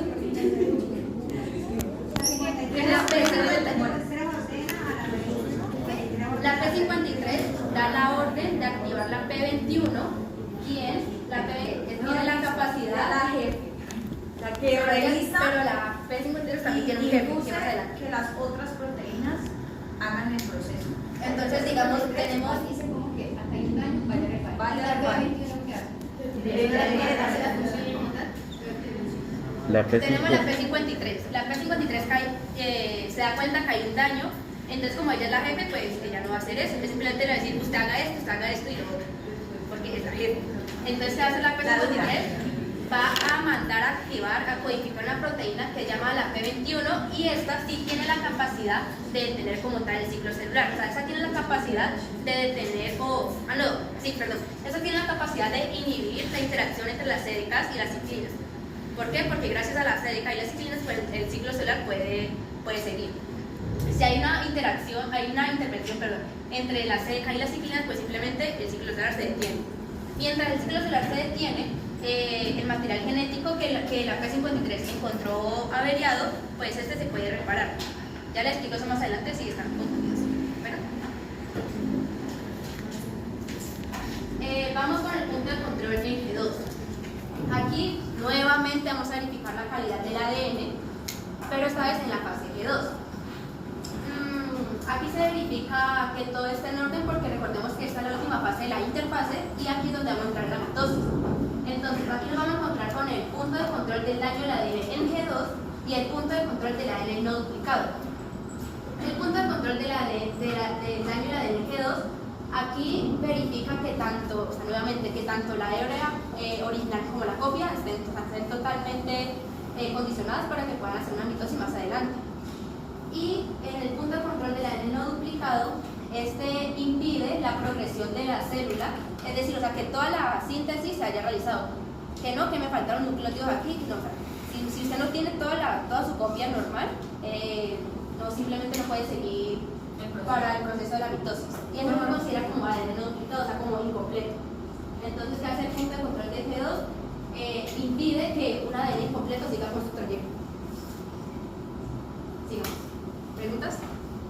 Mejor dicho, lo que no quiere es que ese ADN dañado pase por ningún motivo, porque pues eso va a ser muy dañino, podría generar cáncer. Entonces la idea es que todo esté, o sea, es muy estricto en los puntos de control para que todo el ADN esté perfecto, por así decirlo.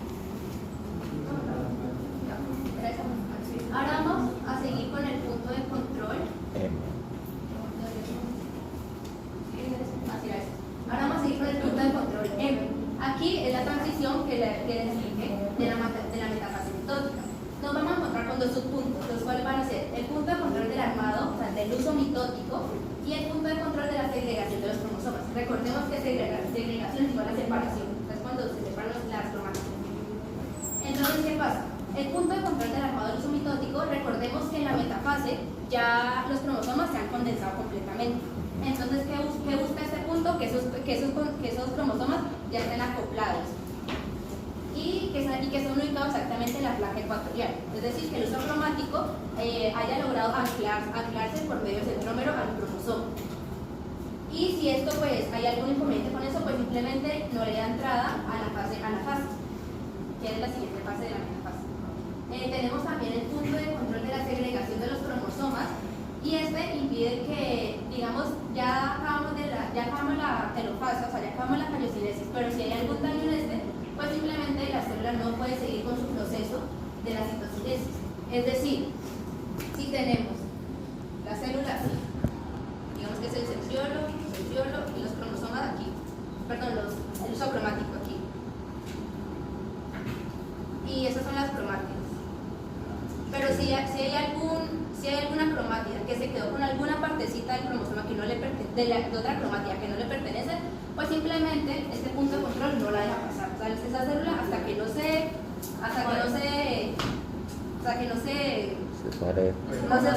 arregle, pues simplemente no pasa ese punto. ¿Ya? Sigamos. ¿Quieren preguntar algo? ¿Quieren preguntar?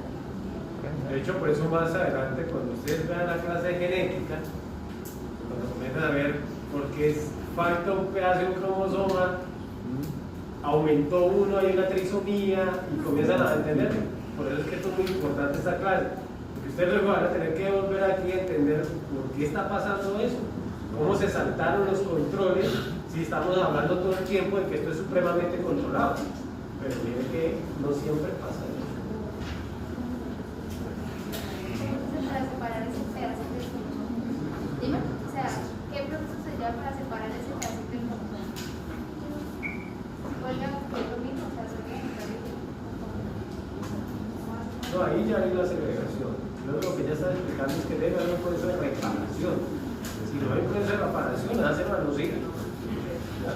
Si esto no funciona, eso quiere decir. Entra en apoptosis. ¿No se repara o...? No, y ella pregunta es por qué no, o sea, por qué hubo un pedacito de más en eso. Es lo que ella está preguntando. Cuando ahí se para. Hay un error en la separación, en la segregación. Entonces, ¿qué es la catástrofe mitótica? Cuando hablamos de la catástrofe mitótica, es cuando una célula no ha cumplido, así sea con un punto de control. Digamos que el G1 lo pasó, pero digamos que se encuentra en la transición de G1 a de G2 a M, de G2 a M, y esa célula esquivó ese punto de control, y por ende se sucede una catástrofe mitótica. ¿Por qué? ¿Qué pasa? Digamos que en el caso hipotético, que la célula en la transición de G2 a M cuente con una malformación, una alteración en su material genético y no cumple con ese punto de control, pues simplemente más adelante esa célula se va a seguir replicando, como quien dice, sin Dios y sin ley. ¿Por qué? Porque nadie le está colocando cuidado.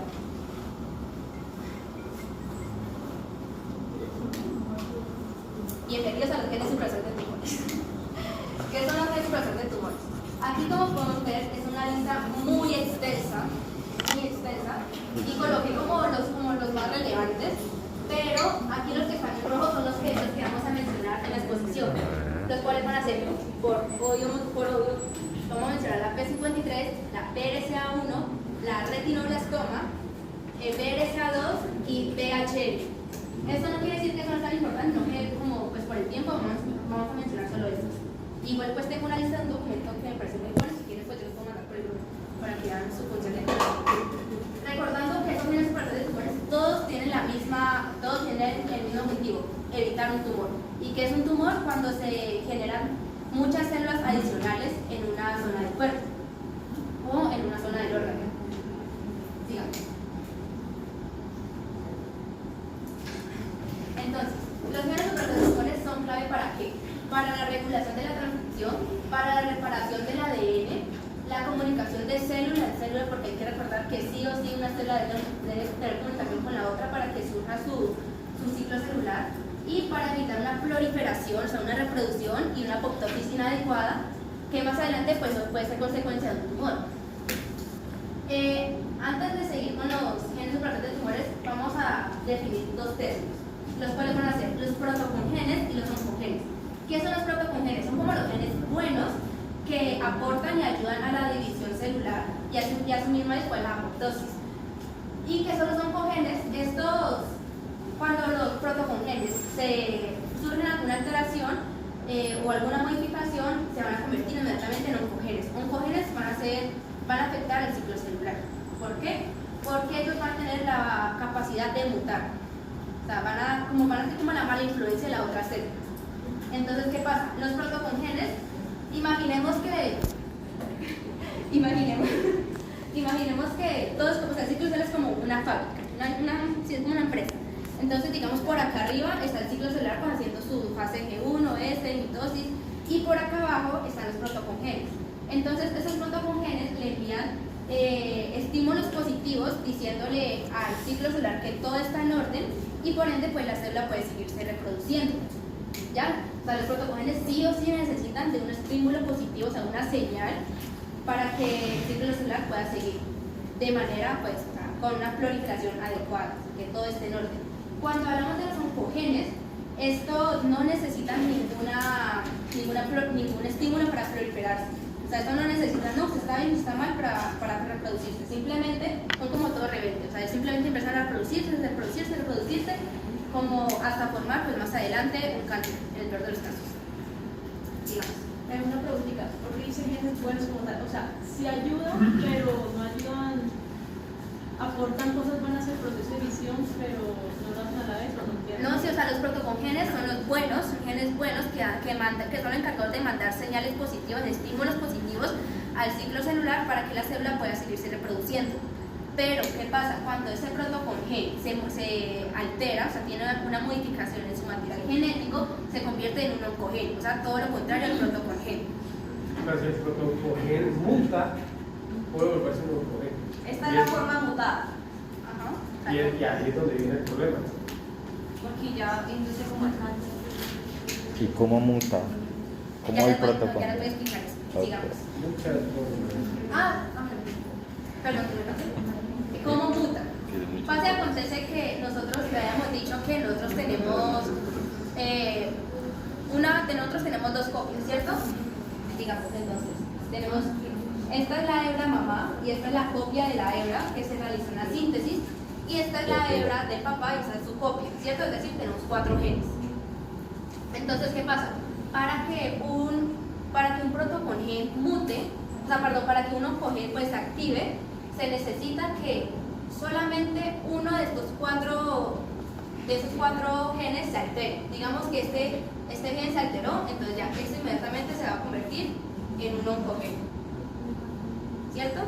A diferencia de los genes supresores de tumores, que estos también se pueden mutar y por ejemplo en el caso de los tipos de cáncer, se ha comprobado que el 50% de cuando se realizan los estudios se dice que cuando el 50% de los cáncer está ahí es porque la P53 está mutada. Recordemos que la P53 es como la vitalidad del material genético, o sea, es la encargada de que ese material genético no se mute.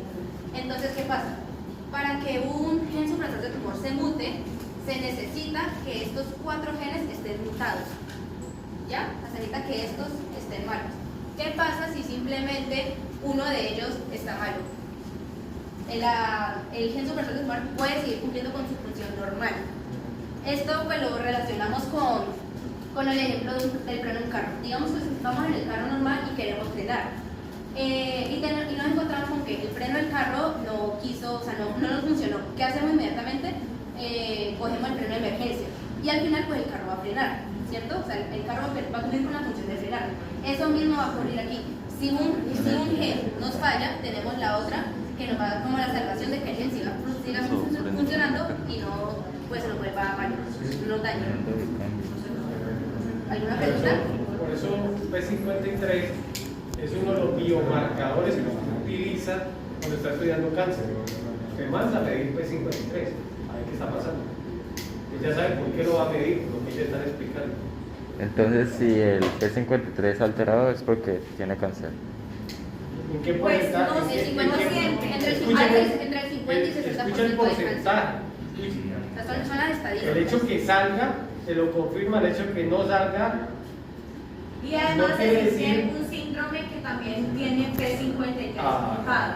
O sea, que no es cáncer, pero es como una especie de patología donde ella sufre de masas que se llama Leu-Fraumeni. Pues ahora me la más adelante, cuando tenemos el caso clínico. Por eso tenés que usar los otros biomarcadores, no solo el P53, ¿ya? Pero si ya te sale el P53, ya ahí para vos ya es un anuncio importante. ¿Quién dijo que repitiera? O sea, en esta patología, Leu-Fraumeni P53 está mutado. Entonces, lo que pasa en esos pacientes es que sufren como de masas, pero no tienen cáncer, no son cancerígenos. Son tumores benignos. Benignos. Y hay que tener en cuenta que el Leu-Fraumeni es una patología hereditaria. Ajá, Es decir, que hereditaria. cuando se diagnostica a un niño se debe hacer como un examen que le hacen No examen hace- a toda la familia. Se hace No hace un uno. examen genético para verificar cómo viene la secuencia del ADN en los papás. Mapeo. Sí, uno puede hacer desde un cariotipo, hacer una secuenciación directamente para que. Pero pues todo está relacionado con el árbol genealógico, ¿no? Cada uno del árbol genealógico, porque seguramente solo basta preguntarle a la familia y ya les sabe.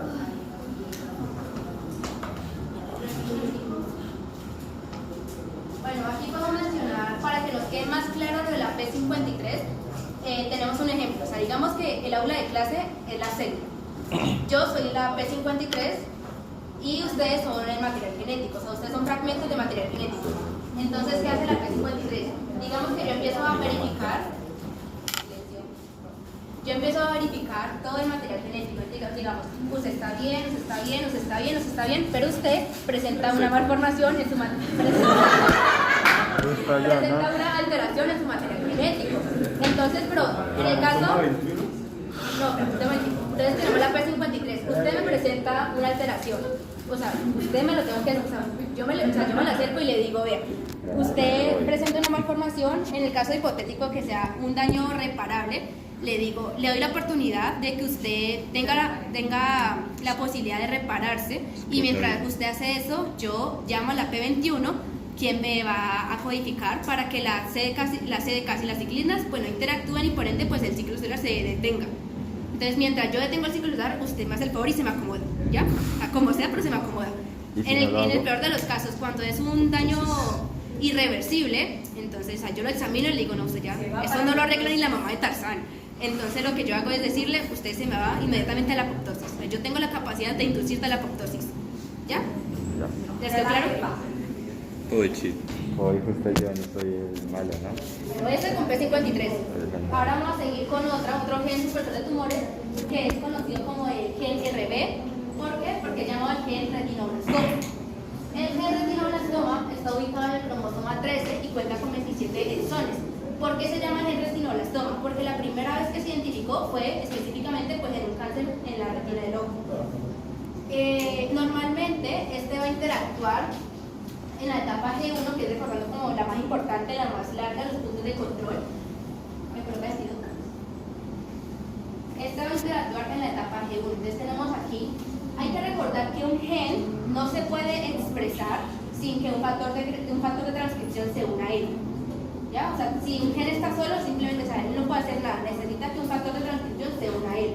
Entonces, ¿qué pasa? Tenemos nuestra retinoblastoma. Tenemos nuestra retinoblastoma, quien se va a unir al factor de transcripción llamado E2F, y este va a bloquear el crecimiento en el G1, porque la G1 es encargada de crecer, de que la célula crezca, se acumulen los nutrientes necesarios.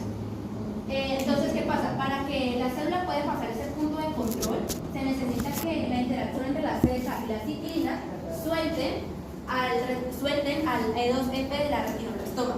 Cuando ya logran soltar este E2F, pues ya la célula puede seguir con su proceso. Hay que tener en cuenta que los tipos de cáncer asociados con el fallo de la retinoblastoma no simplemente es el caso de la retina, que más adelante puede ser nuestro caso clínico, sino que también, además del cáncer de la retina, tenemos cáncer de mama, carcinomas de pulmón, cáncer de vejiga y entre otros que vamos a mencionar más adelante.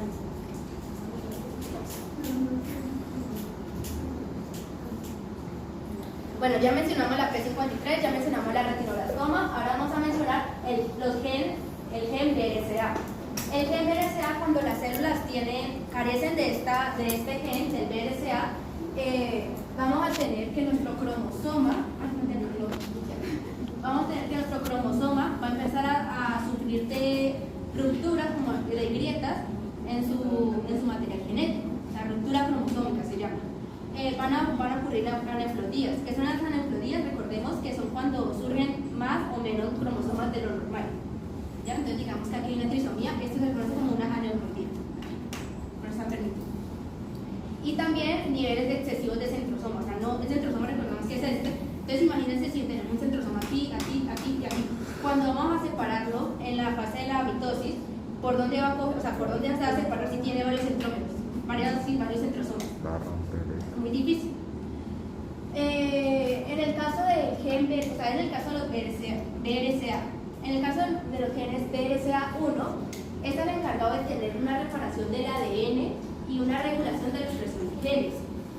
¿Ya? Porque recordemos que un gen solo se puede expresar si un factor de transcripción lo activa. O sea, un gen por sí solo no se puede expresar. La gen BRCA1, habíamos dicho que la P53 es la jefa, perdón, ella también tiene un jefe que le da la orden, el cual va a ser el gen BRCA1. Entonces, esta activa la P53 y por ende pues también activa la P21. También tenemos unos datos importantes que tenemos que, digamos, en las mutaciones en los genes BRCA hay una alta probabilidad de que las mujeres presenten fallos o presenten lesiones en sus tropas de falopio. Otro caso es que, digamos, cuando se presenta un fallo en el gen BRCA2, hay entre un 10 y 20% de desarrollar un cáncer de ovario. Pero si hay una falla en el BRCA1, su probabilidad aumenta de 40 a 60%. Otro punto a destacar fue que estas mutaciones, o sea, no simplemente nos va a atacar a las mujeres, sino que también va a incrementar el riesgo de contraer cáncer de próstata, hombres, también cáncer pancreático, de colon, entre otros. Dime. Tú dijiste que la enfermedad es el que hace muchos tumores que son buenos, ¿cómo se llama? Linfomenia. No. Sí, Bueno, esa. sí. Digamos cuando hay ovario poliquístico son muchas manitas de los ovarios chiquiticas. Eso podría ser un síntoma de eso.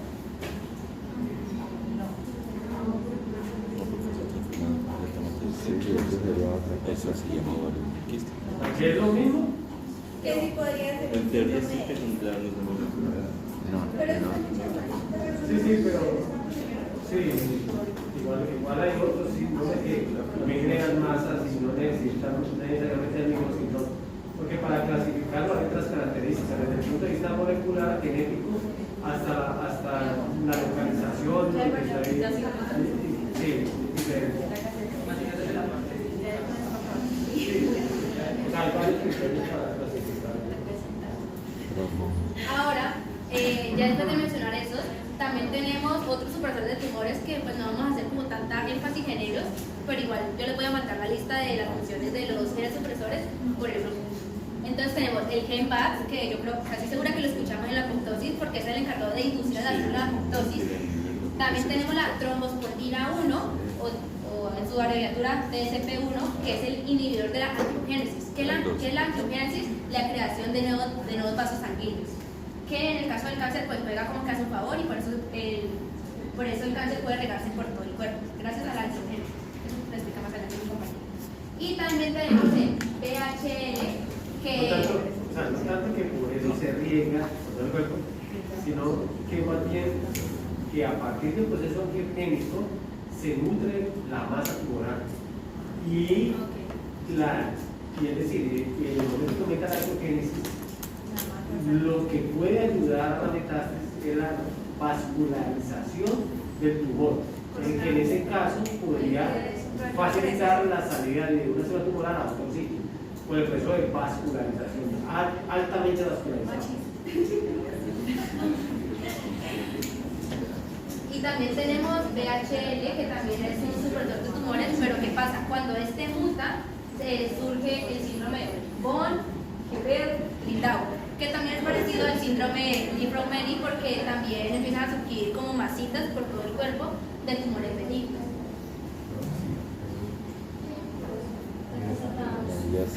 Seguimos con la meiosis. Ya hemos mencionado que la mitosis y la meiosis. Hay que tener en cuenta que en la mitosis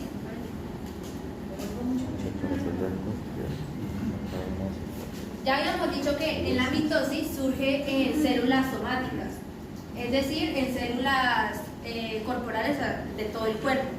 Sin embargo, no sucede en las células gónadas. ¿Cuáles son las gónadas? Las células reproductoras, es decir, el espermatozoide y el óvulo.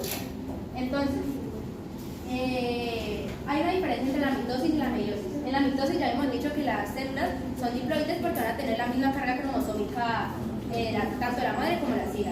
En la meiosis no es así.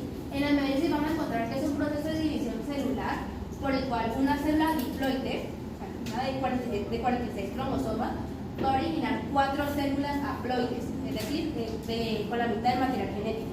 Diploide, la misma carga, haploide, mitad del material genético.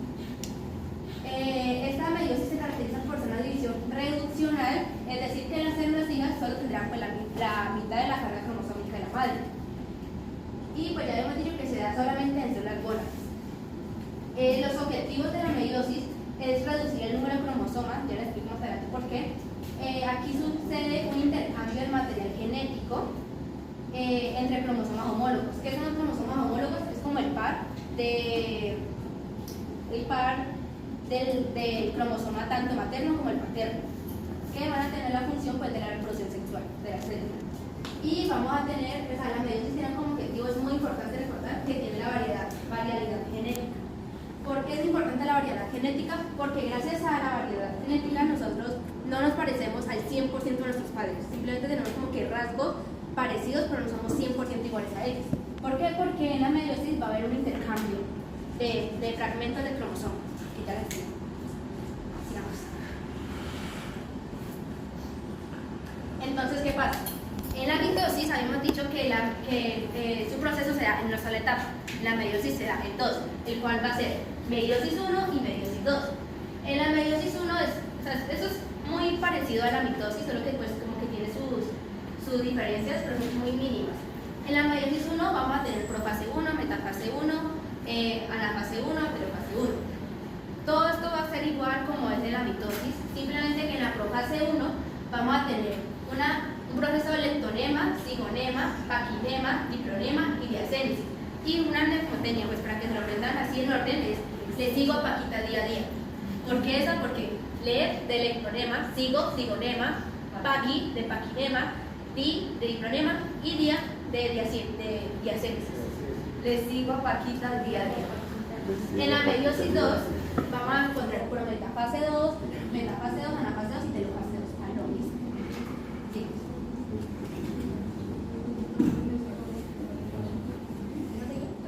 Sí, la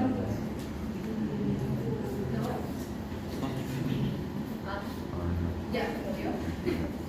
Entonces, sí, esto. seguimos con la meiosis. Podemos ver que aquí tenemos 46 cromosomas, ¿cierto? O sea, 23 pares.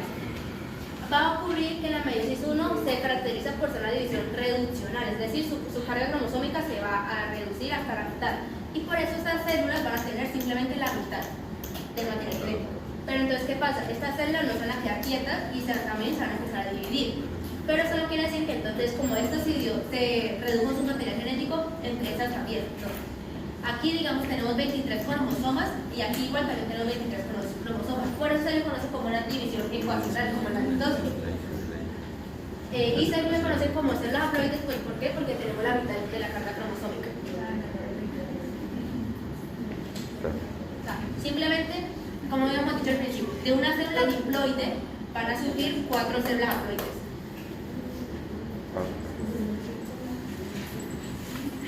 Esto es como lo más larguito de la meiosis porque literalmente es igual a la mitosis. Entonces tenemos en la leptonema los cromosomas se van a empezar a descondensar, ¿ya? Entonces sí, aquí es donde se van a formar lo que tú me mencionaste ahora, lo de los 4.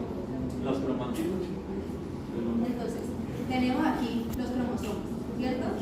Entonces estos van a empezar a descondensar, como se puede ver aquí. O sea, en la leptonema se descondensan los cromosomas. En el cigonema, los cromosomas se van a empezar a parear, o sea, se van a empezar a juntar por medio, o sea, ya tenemos, aquí se descondensan, va a quedar así. Ya este cromosoma está descondensado. Y se van a empezar a parear gracias a un complejo sinaptonémico.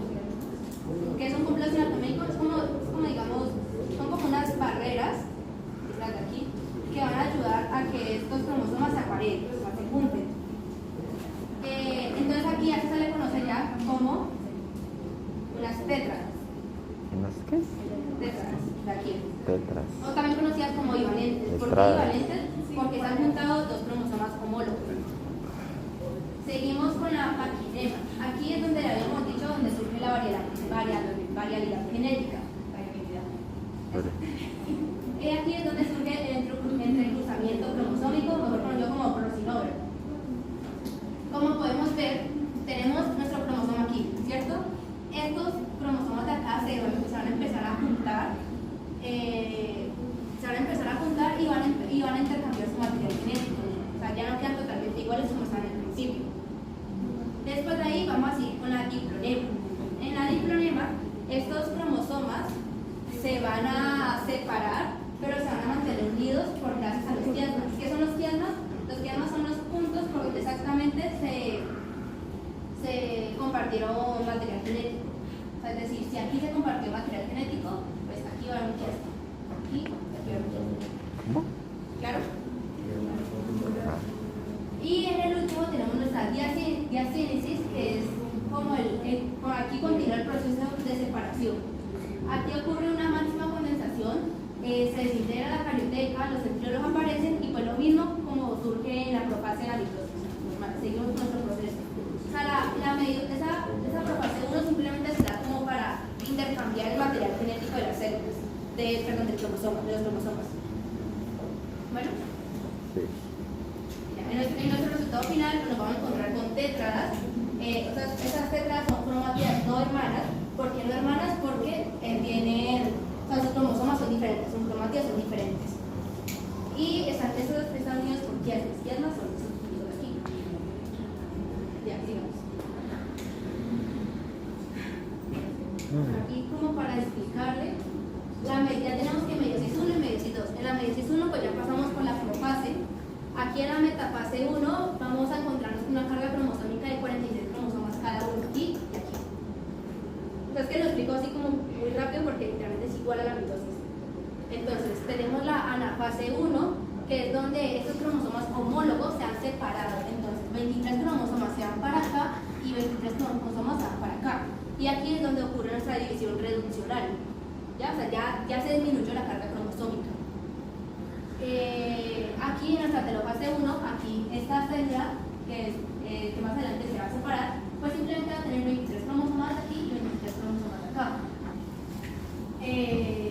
Entonces, ¿qué pasa?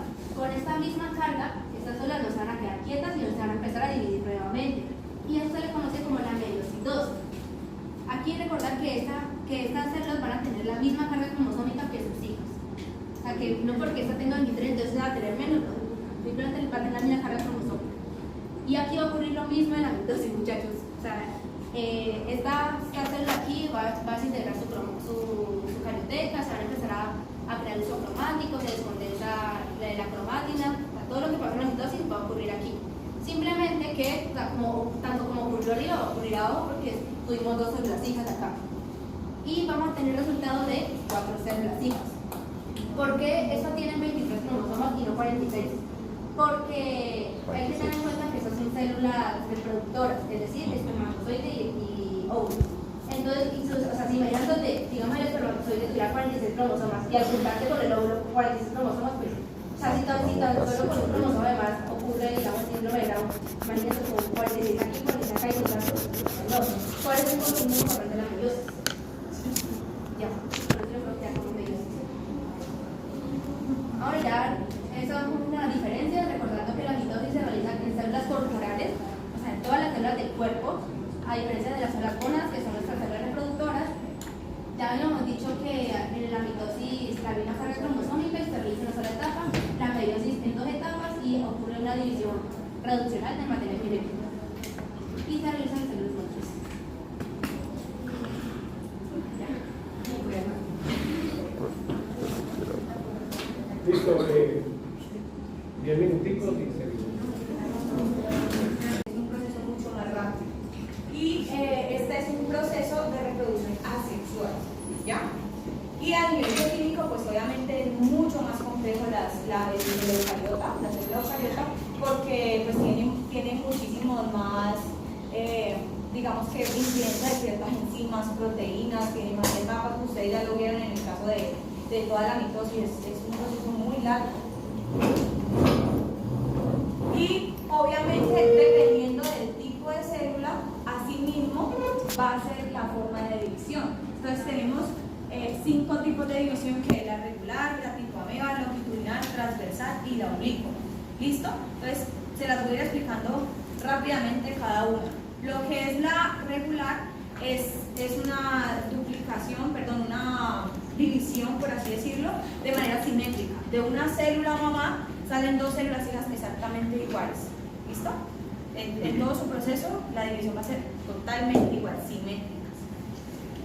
En el caso de las tipo ameba, pues esta va a ser irregular. ¿Por qué? Porque ellas tienen como una especie de unos deditos así, las amebas. Entonces al ellas dividirse, pues no van a quedar exactamente iguales, no. ¿Listo?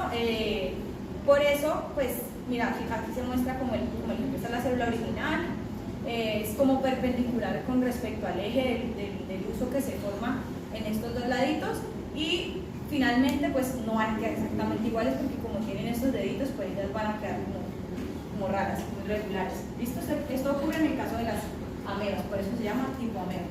irregular o deformado. En el caso de la longitudinal, se da más que todo en los que tienen flagelo y de forma horizontal, o sea, ya son así, y entonces su división va a ser así mismo, de manera horizontal, y se va a duplicar todo se va a duplicar, incluso el flagelo.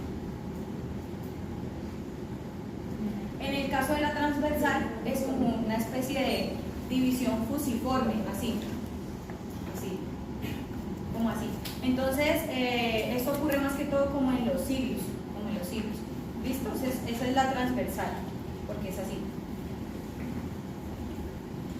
Y en el caso de la oblicua, inicia de manera horizontal, y ya luego se queda como una forma simétrica cada célula, ya quedan como iguales, la oblicua.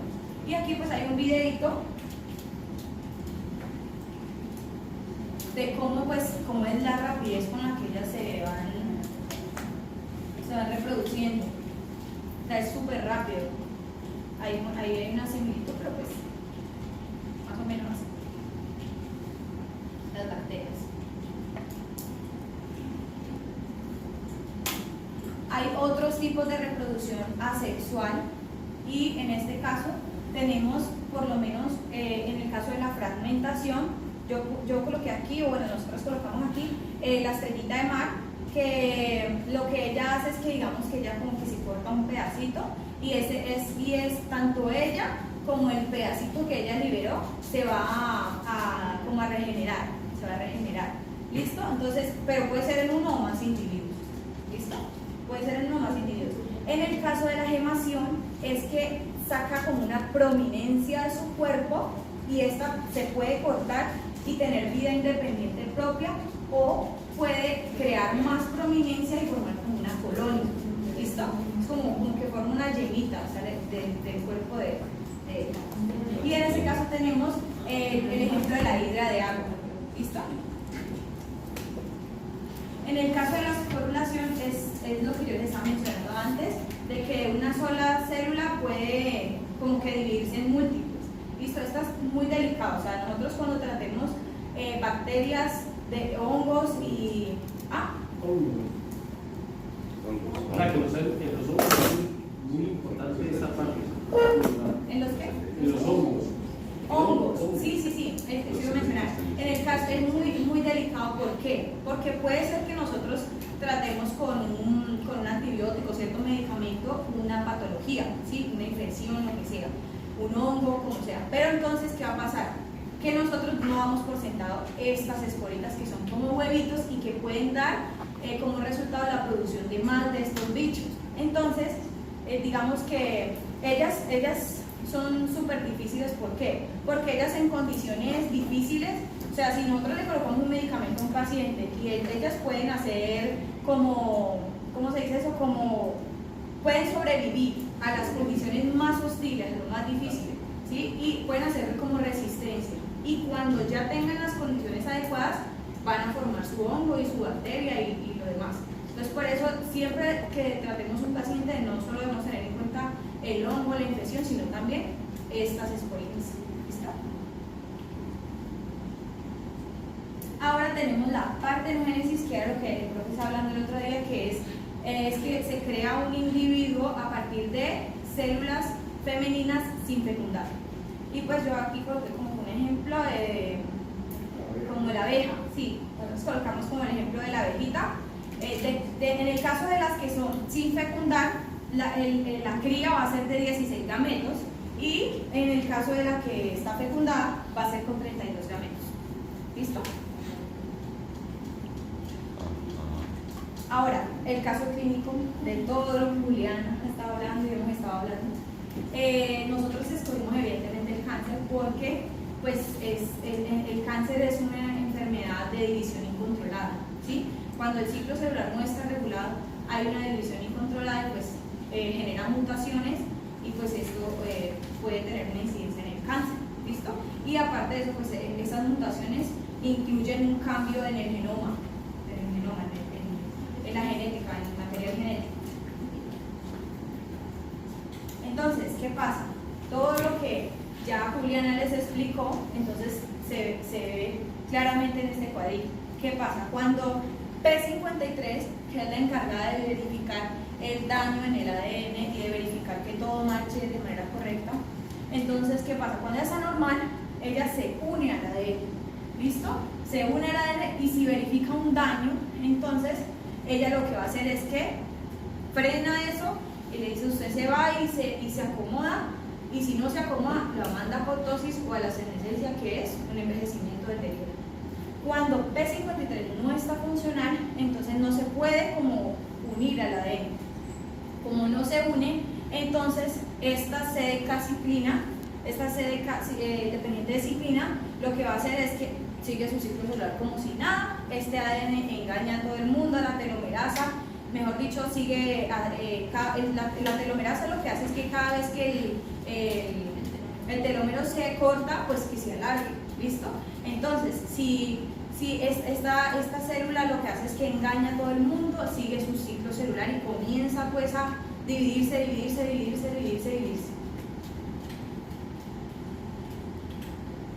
Entonces, ¿cómo nosotros nos podríamos dar cuenta o cómo podríamos ver que una célula es cancerígena? En condiciones normales, una célula, si la colocamos en un cultivo, ella no se va a dividir. De por sí sola, así que no, ella no se va a dividir. Ella se va a quedar normalita allí. Pero si nosotros le agregamos un factor de crecimiento, ella se va a empezar a dividir de manera normal. Porque en el cuerpo nosotros generamos factores de crecimiento que lo que hacen es que ayudan a que ellas se dividan en su proceso normal, natural. En las células cancerosas no. Ellas, si tú la colocas en un cultivo, ellas se van a empezar a dividir sola. ¿Por qué? Porque ella crea sus propios factores de crecimiento gracias a que ella engaña a todo el mundo, a todas las enzimas, y empieza a hacer una división incontrolable. O sea, que hay una regulación autocrina, se llama eso. Ella es capaz de inducir los factores al medio y utilizarlos como un estímulo para multiplicarse. Es como es autocrina, ¿verdad? Es que estas células son muy peligrosas, porque tienen la capacidad, además de inmortalizarse, no solamente, sino evadir todo el sistema de muerte. Entonces, además de que proliferan, no entran en la apoptosis. Entonces, pues como podemos ver, ellas son bastante complicadas y tienen una inmortalidad replicativa, es decir, que ellas se dividen mucho, o sea, demasiado, y ellas por nada del mundo entran en apoptosis. Sí hay procesos que nosotros pudiéramos hacer para, digamos, frenarlo, por así decirlo, bueno, hacer como un tratamiento, más adelante les hablo de eso. Y en células normales, pues lo ideal es que ellas hacen como entre 40 y 60 divisiones, y en caso de que haya un daño, pues inmediatamente se va para la apoptosis. Y todavía más complejo es el tema de que estamos viendo que vos tenés el ciclo y el ciclo tiene control. Y en este caso, ella todavía durante el ciclo se vuelve tolerante a cambios. O sea, yo puedo adquirir a otra mutación más durante la división y no me meten a G0 ni nada de eso, sino que la adquiero. O sea que es lo complicado de eso, que tenés una subpoblación a partir de poblaciones tumorales. Las subpoblaciones esas subpoblaciones pueden ir con una carga genética todavía más letal. ¿Y por qué? Porque han acumulado otras mutaciones. Pero las acumulan y las sostienen, no mueren. Si alguna mutación de esa es letal para ella, pues muere. Pero será ella, las demás siguen. ¿Ya? Entonces, por eso es que el tratamiento tumoral llega a un punto donde es muy complejo si yo no soy capaz de erradicar toda la población. Porque al fin y al cabo, las que quedan pueden seguir, o pueden hacer metástasis, o pueden ser todavía más agresivas desde el punto de vista tumoral, porque acumulan más mutaciones.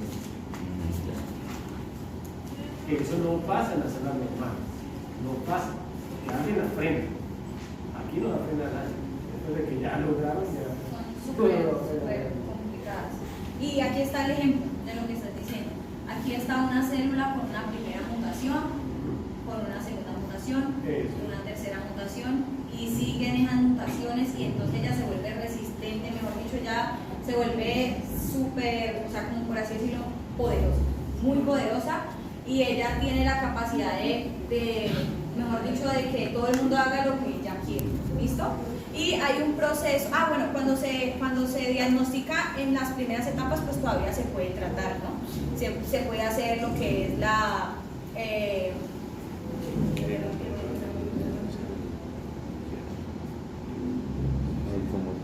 se puede hacer lo que es la quimioterapia, que es tratamiento con medicamentos, entre ellos pues tenemos el Taxol, la dexorubicina y el Placitacel.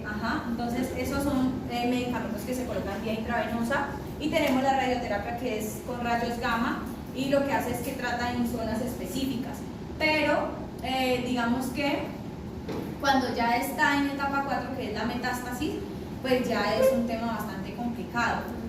¿Cuándo podría pasar metástasis? Digamos que ellas mismas engañan a ciertos sensores, que lo que promueve la angiogénesis, que es la formación de nuevos vasos sanguíneos, y allí digamos que esto se va a encargar como de darle oxígeno y ciertos nutrientes para que ella siga creciendo, para que se pueda, digamos, regar hacia otros lados, movilizarse hacia otros lados, y pues esto empeoraría la situación. ¿Listo? Y los reguladores en este caso pues están activos, están o muy activados o muy inhibidos, y lo que ya les había explicado Juliana, nosotros tenemos lo que son los protooncogenes y los oncogenes. Cuando estos protooncogenes están sobreactivos, lo que va a pasar es que van a promover el cáncer. ¿Listo? Porque no va a haber una regulación neutral de esto. Y más o menos algo así es lo que pasa en la angiogénesis.